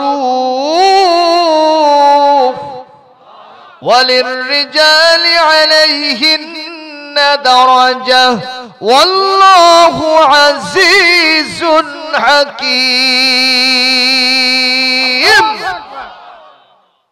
কোন কথা কোরআনের দলিল ছাড়া হবে না। মারহাবা দেন ইনশাআল্লাহ বলেন। অধিকার সমান কিন্তু মর্যাদা স্বামীর এক গুণ বেশি। কি জন্য? স্বামী হলো টায়ার আর স্ত্রী হলো টিউব। ঝামেলা বেশি পোহায় কে? চাকার ভিতরে যে দুইটা আছে, একটা টিউব আর একটা টায়ার, এই দুইটার মধ্যে রাস্তায় চলতে গিয়ে সবচেয়ে ঝামেলায় পড়ে কোনটা? রাস্তার গু গোবর সব, এই কাটা গোজা যা আছে, উঁচু নিচু, হেঁটা উঁচা, ভাঙ্গা চূড়া, খানা খন্দ, সবগুলা কষ্ট সহ্য করতে হয় কাকে? স্বামীকে। টায়ারকে, তার মানে স্বামীকে। ঠিক কি না কোন?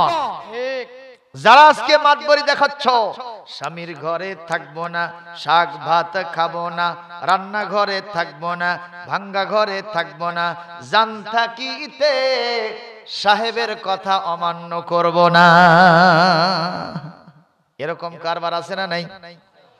মুসলমান, শেষ করে দিতে হবে, সময় খুব বেশি নাই। কিন্তু যে বিরাট আলোচনা আজকে তুলেছিলাম, অন্তত 2 ঘন্টা টাইম দরকার ছিল। কয় ঘন্টা? যাই হোক, আমি সময় বেশি নেব না। কাজের সময় সকালবেলা আপনাদেরকে ফজরও পড়তে হবে, বিভিন্ন কাজে যেতে হবে। তার আগে আপনাদেরকে বলি, টায়ার আর টিউব এই দুইটার ভিতরে মর্যাদা আল্লাহ পাক যে টিউবের টায়ারের একটু বেশি দিলেন, তাতে কি আল্লাহর অন্যায় হয়েছে? কথা বলেন না কেন? অন্যায় হয় নাই। টিউব যদি বলে, ও টায়ার ভাই, এতদিন পর্যন্ত তুমি বাইরে থাকলে, আমি ভেতরে থেকে একেবারে স্যাঁতস্যাঁতে হয়ে গেছি, ঠান্ডায় আমার অবস্থা খারাপ, আমি একটু ভেতরে যাব, তুমি একটু বাইরে আসো। কি বলে? আমি একটু বাইরে যাব, তুমি একটু ভেতরে আসো। বলেন তো এই গাড়িটা কতক্ষণ চলবে? আমাদের দেশের টিউব মার্কা মহিলারা রাস্তাঘাটে নেমেছে, অফিসে, আদালতে, হাটে, বাজারে রাষ্ট্রীয় কার্য করাবে। এমনকি একটা ইউনিয়ন পরিষদে আগে ছিল 3টা ওয়ার্ড, কয়টা ওয়ার্ড? এখন হয়েছে 9টা ওয়ার্ড। 9টা ওয়ার্ডের ভিতরে পুরুষ মেম্বার 9 জন, আর মহিলা মেম্বার কয়জন? মহিলা মেম্বার হলো 3 জন। তার মানে 3টা ওয়ার্ডের দায়িত্ব একজন মহিলাকে দেওয়া হয়েছে। বোঝা গেল আল্লাহ পাক কোরআনে বলেন, ওয়ালিযাকারি মিসলু হাজ্জিল উনসায়াইন, একজন পুরুষ 2 জন মহিলার সমান মর্যাদা পাবে। কিন্তু আজকে আমরা দেখতেছি 3 জন পুরুষের উপরে 1 জন মহিলাকে মর্যাদা দেওয়া হয়েছে। আপনারা বলেন, এটা কি কোরআনের পক্ষে না বিপক্ষে? এই কোরআনের যিনি নাজিল কর্তা, তিনি কে? আল্লাহ। তাহলে যারা এই আল্লাহর সাথে পাল্লা দিল, তাদের কাল্লা তো থাকবে না। আবার জবাব দেন, আমাদের রবের নাম কি? আল্লাহ। তার সাথে দিও না পাল্লা, থাকবে না কারো কাল্লা। জোরে বলেন সুবহানাল্লাহ। একটু সবাই বলেন, আমাদের রবের নাম কি? আল্লাহ। তার সাথে দিও না, থাকবে না কারো। কে কে পাল্লা দেবেন? হাত তোলেন। এই চাচা পাল্লা দিছে, আল্লাহর সাথে পাল্লা দিবে? আল্লাহর সাথে পাল্লা দেওয়া যাবে না। কোরআনের সাথে পাল্লা দিলে কার সাথে পাল্লা দেওয়া হয়? আল্লাহর সাথে। কোরআন যা বলতেছে আমরা সম্পূর্ণ উল্টা চলতেছি। আর তারা আজকে বড় হুজুর সাজা কয় 70-80 রাকাত নফল নামাজ একটা দিনে বেশি পড়ি, অথচ এক গাছা দাড়ি মুখত নাই। মিডিয়ার ভেতরে দেখলাম কোন এক স্কুলের ক্রীড়া প্রতিযোগিতায় রং মাখামাখি হচ্ছে, আর মহিলাদের সাথে ড্যান্স মারতেছে।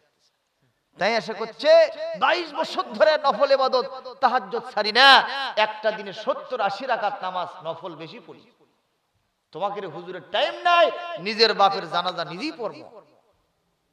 আছে না নাই? কথা কন। এই মিয়া, যত বড় মাতবরি দেখাও না কেন, আসিতেই হইবে হুজুরদের কাছে। কোনো উপায় নাই। কারণ হুজুরদের সাথে যিনি আছেন তিনি কে?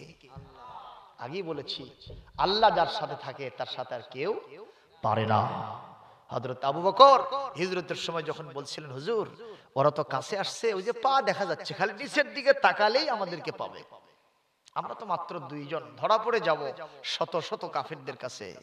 নবীজি বললেন, ভয় পেয়েছো কেন? আমরা শুধু 2 জন নয়, লা তাহজান ইন্নাল্লাহা মাআনা, নিশ্চয় জেনে রাখো আল্লাহ পাক আমাদের সাথে আছেন। সুবহানাল্লাহ, জোরে কর সুবহানাল্লাহ, জোরে কর। আমার ভাইরা, শেষ করে দেব কথা, মনে আছে কিনা সাইদ ইবনে আমর কয় হাজার টাকা পাইছেন? 2000। একটু জোরে কোন কয় হাজার? এটাকে উনি ওনার উপরে সবচাইতে বড় বিপদ মনে করেছে। কথা বলতে হবে, ঠিক না বেঠিক? এই ক্ষেত্রে হযরত সাইদ ইবনে আমর রাদিয়াল্লাহু তাআলা আনহু স্ত্রীকে বললেন, তুমি এখন কি করবা? বলে, এই টাকাটা আমার হাতে দিয়ে দেন। কিভাবে টাকাটা বন্টন করা লাগে এটা আমি সবচাইতে ভালো জানি, আপনাকে কোনো টেনশন করতে হবে না। এই রকম বিবি যদি কোনো স্বামীর সাথে থাকেন, ওই স্বামীর দুনিয়া আখিরাত বিবির কারণেই উজ্জ্বল হয়ে যাবে।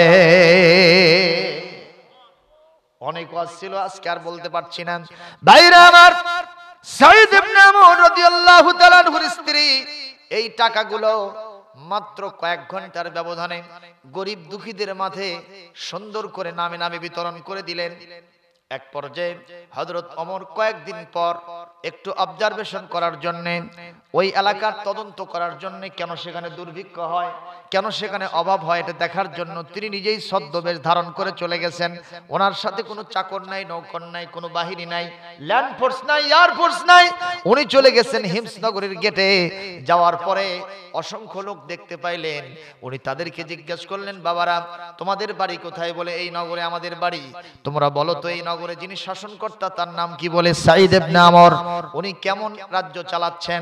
বলে, উনি যেরকম রাজ্য চালাচ্ছেন তাতে আমরা খুব বেশ ভালোই আছি, খুব ভালো লাগছে তার রাজ্য পরিচালনা করা। আর একদল লোক নজর করা কেন? তারা বলতেছে, আমিরুল মুমিনিন খলিফাতুল মুসলিমিন ওমর, আমরা তো আপনারে চিনি, আপনি যতই ছদ্মবেশ ধারণ করেন না কেন, আপনারে আমরা চিনতে পেরেছি।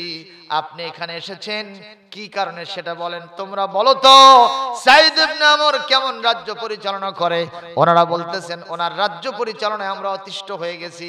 ওনার বিরুদ্ধে 1 নয় 2 নয় 4টা অভিযোগ নিয়ে বসে আছি। আপনারে যখন পেয়েছি, অভিযোগগুলো আপনার সামনে আমরা দায়ের করব। জোরে কোন আল্লাহু আকবার। কয়টা অভিযোগ? 4টা। আরো জোরে সবাই বলেন। হযরত ওমর বললেন, এখানে আমি নজর করতেছি 2 দল লোক, এক দলের সংখ্যা কম, আর একজনের সংখ্যা বেশি। যারা অভিযোগ দায়ের করবেন তাদের সংখ্যাই তো বেশি পাচ্ছি। মেজরিটিস মাস্ট বি গ্রান্টেড লিল আকসারি হুকমুল কুল। যেদিকে সংখ্যা বেশি হয় সেদিকেই তো রায় দিতে হয়। তোমরা যারা অল্প সংখ্যক লোক তার পক্ষে সার্টিফিকেট দিয়েছো, আমি তোমাদের কথা শুনবো না। তোমরা বলো, তোমাদের নেতার বিরুদ্ধে তোমাদের 4টা অভিযোগ কি? ওরা একজন বলতেছেন, আমাদের 4টা অভিযোগের 1 নম্বর অভিযোগ, নেতাজি অফিসে আসার কথা 10টায়, প্রত্যেকদিন উনি 1 ঘন্টা লেট করে 11টায় আসেন। কয় ঘন্টা লেট? সবাই বলেন। 1 দিন 2 দিন নয়, প্রত্যেক দিনে। তাতে কি চাকরি থাকার কথা না যাওয়ার কথা? এই যে উনিও চাকরি করেন, আমিও করি, আমার ভাইজানও করে, আর অনেকে করতেছে। অ্যারাইভাল ডিপার্চার টাইম আছে আমাদের দেশে। আমরা যারা শিক্ষক 10টায় যেতে হবে, 4টায় ফিরে আসতে হবে, ঠিক না? ঠিক কোন? উনি করতেছে কিন্তু 10টার পরিবর্তে প্রত্যেকদিন 11টায় যায়।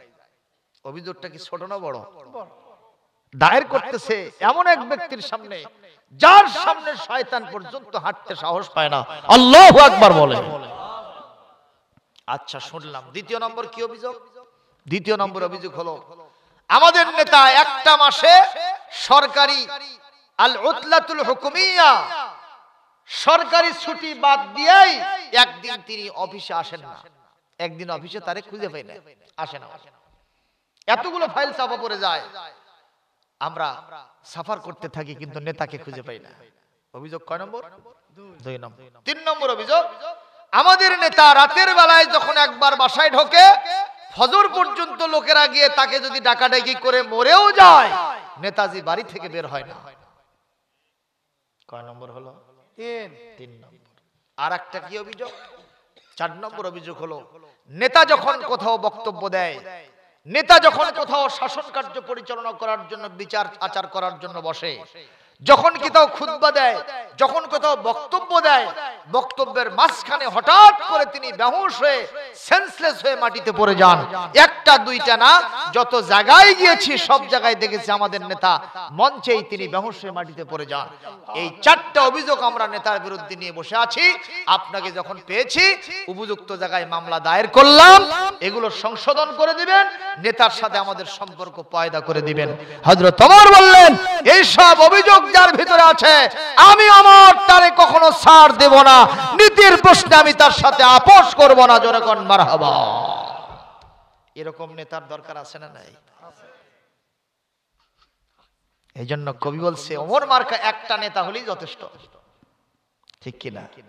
কবি বলছে একটা ওমর এই জামানায় দাও হে মেহেরবান, একটা ওমর এই জামানায় দাও হে মেহেরবান, দিনের পথে অকাতরে, দিনের পথে অকাতরে বিলিয়ে দেবে প্রাণ, একটা ওমর এই জামানায় দাও হে মেহেরবান।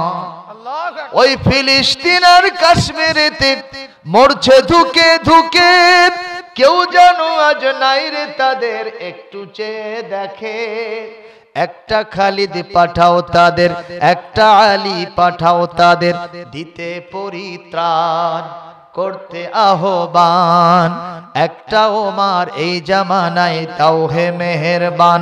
জোরে, একটা ওমর এই জামানায় দাও হে মেহেরবান, দিনের পথে অকাতরে, দিনের পথে অকাতরে বিলিয়ে দেবে প্রাণ, একটা ওমর এই জামানায় দাও হে মেহেরবান। লা ইলাহা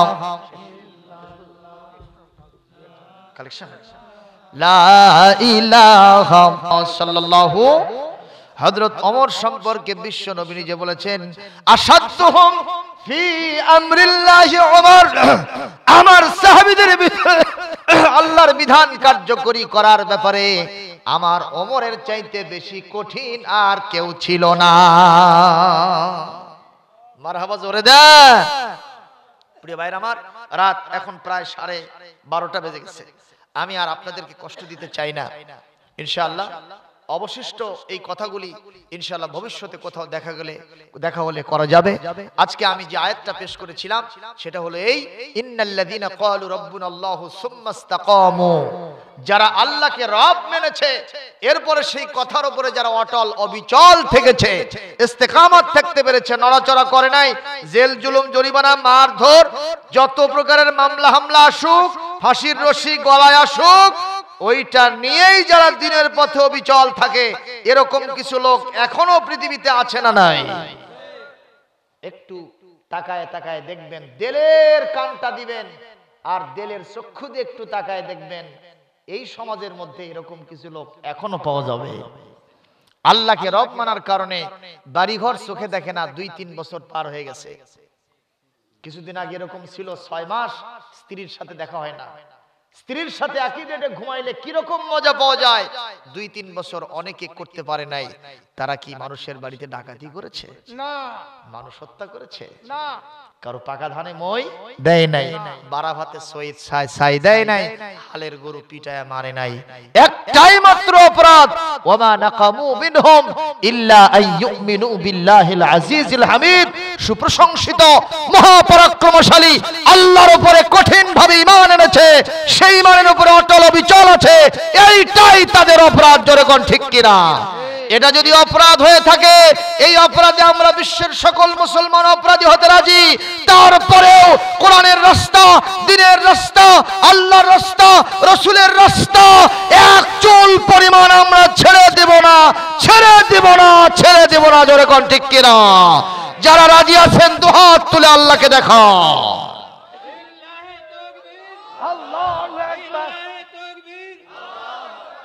আলহামদুলিল্লাহ বলেন, আলহামদুলিল্লাহ বলেন।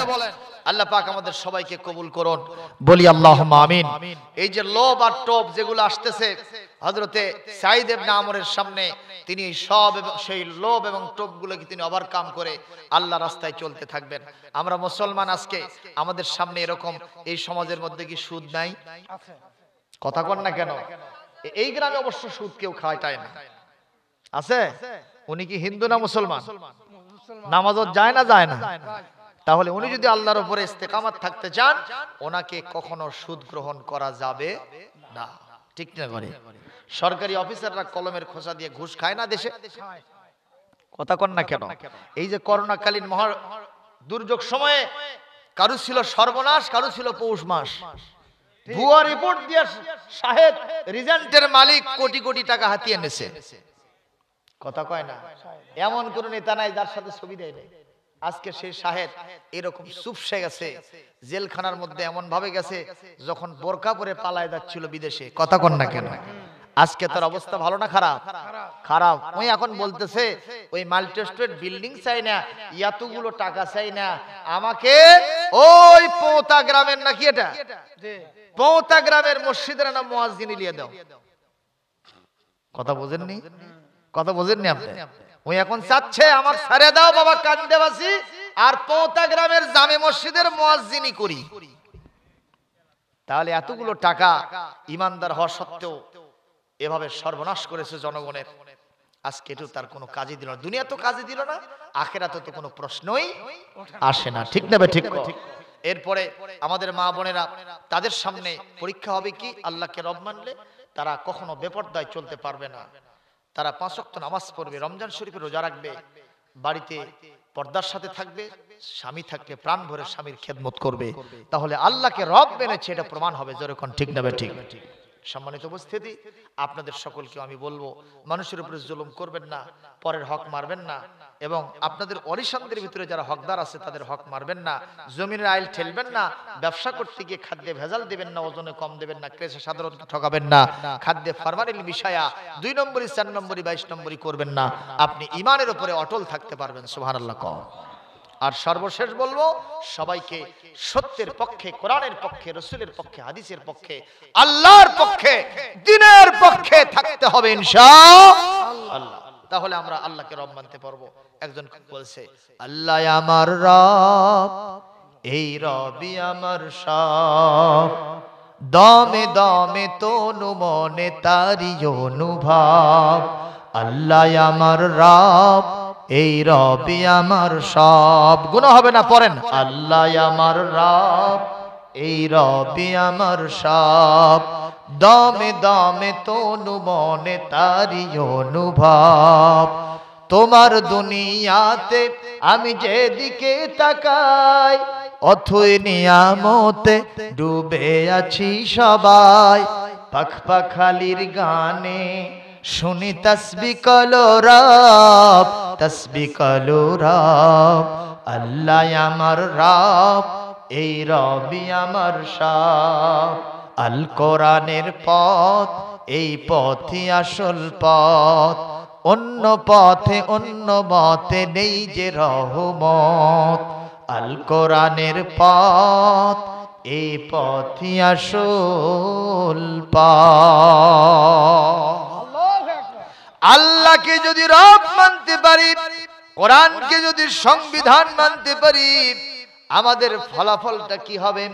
কোরআনে কারীমের 24 নম্বর পারা 41 নম্বর সূরা, সূরা হামিমাস সাজদা 30 নম্বর আয়াতের মধ্যে আল্লাহ পাক বলেন, ইন্নাল্লাযীনা ক্বালু রাব্বুনাল্লাহু সুম্মা ইসতাকামু তাতানাজ্জালু আলাইহিমুল মালাইকাতু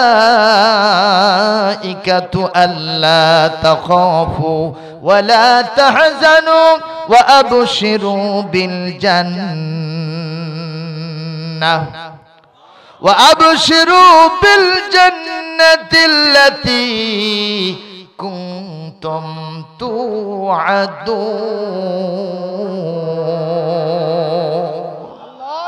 সবাই মিলে একটু জোরে আল্লাহু আকবার বলেন।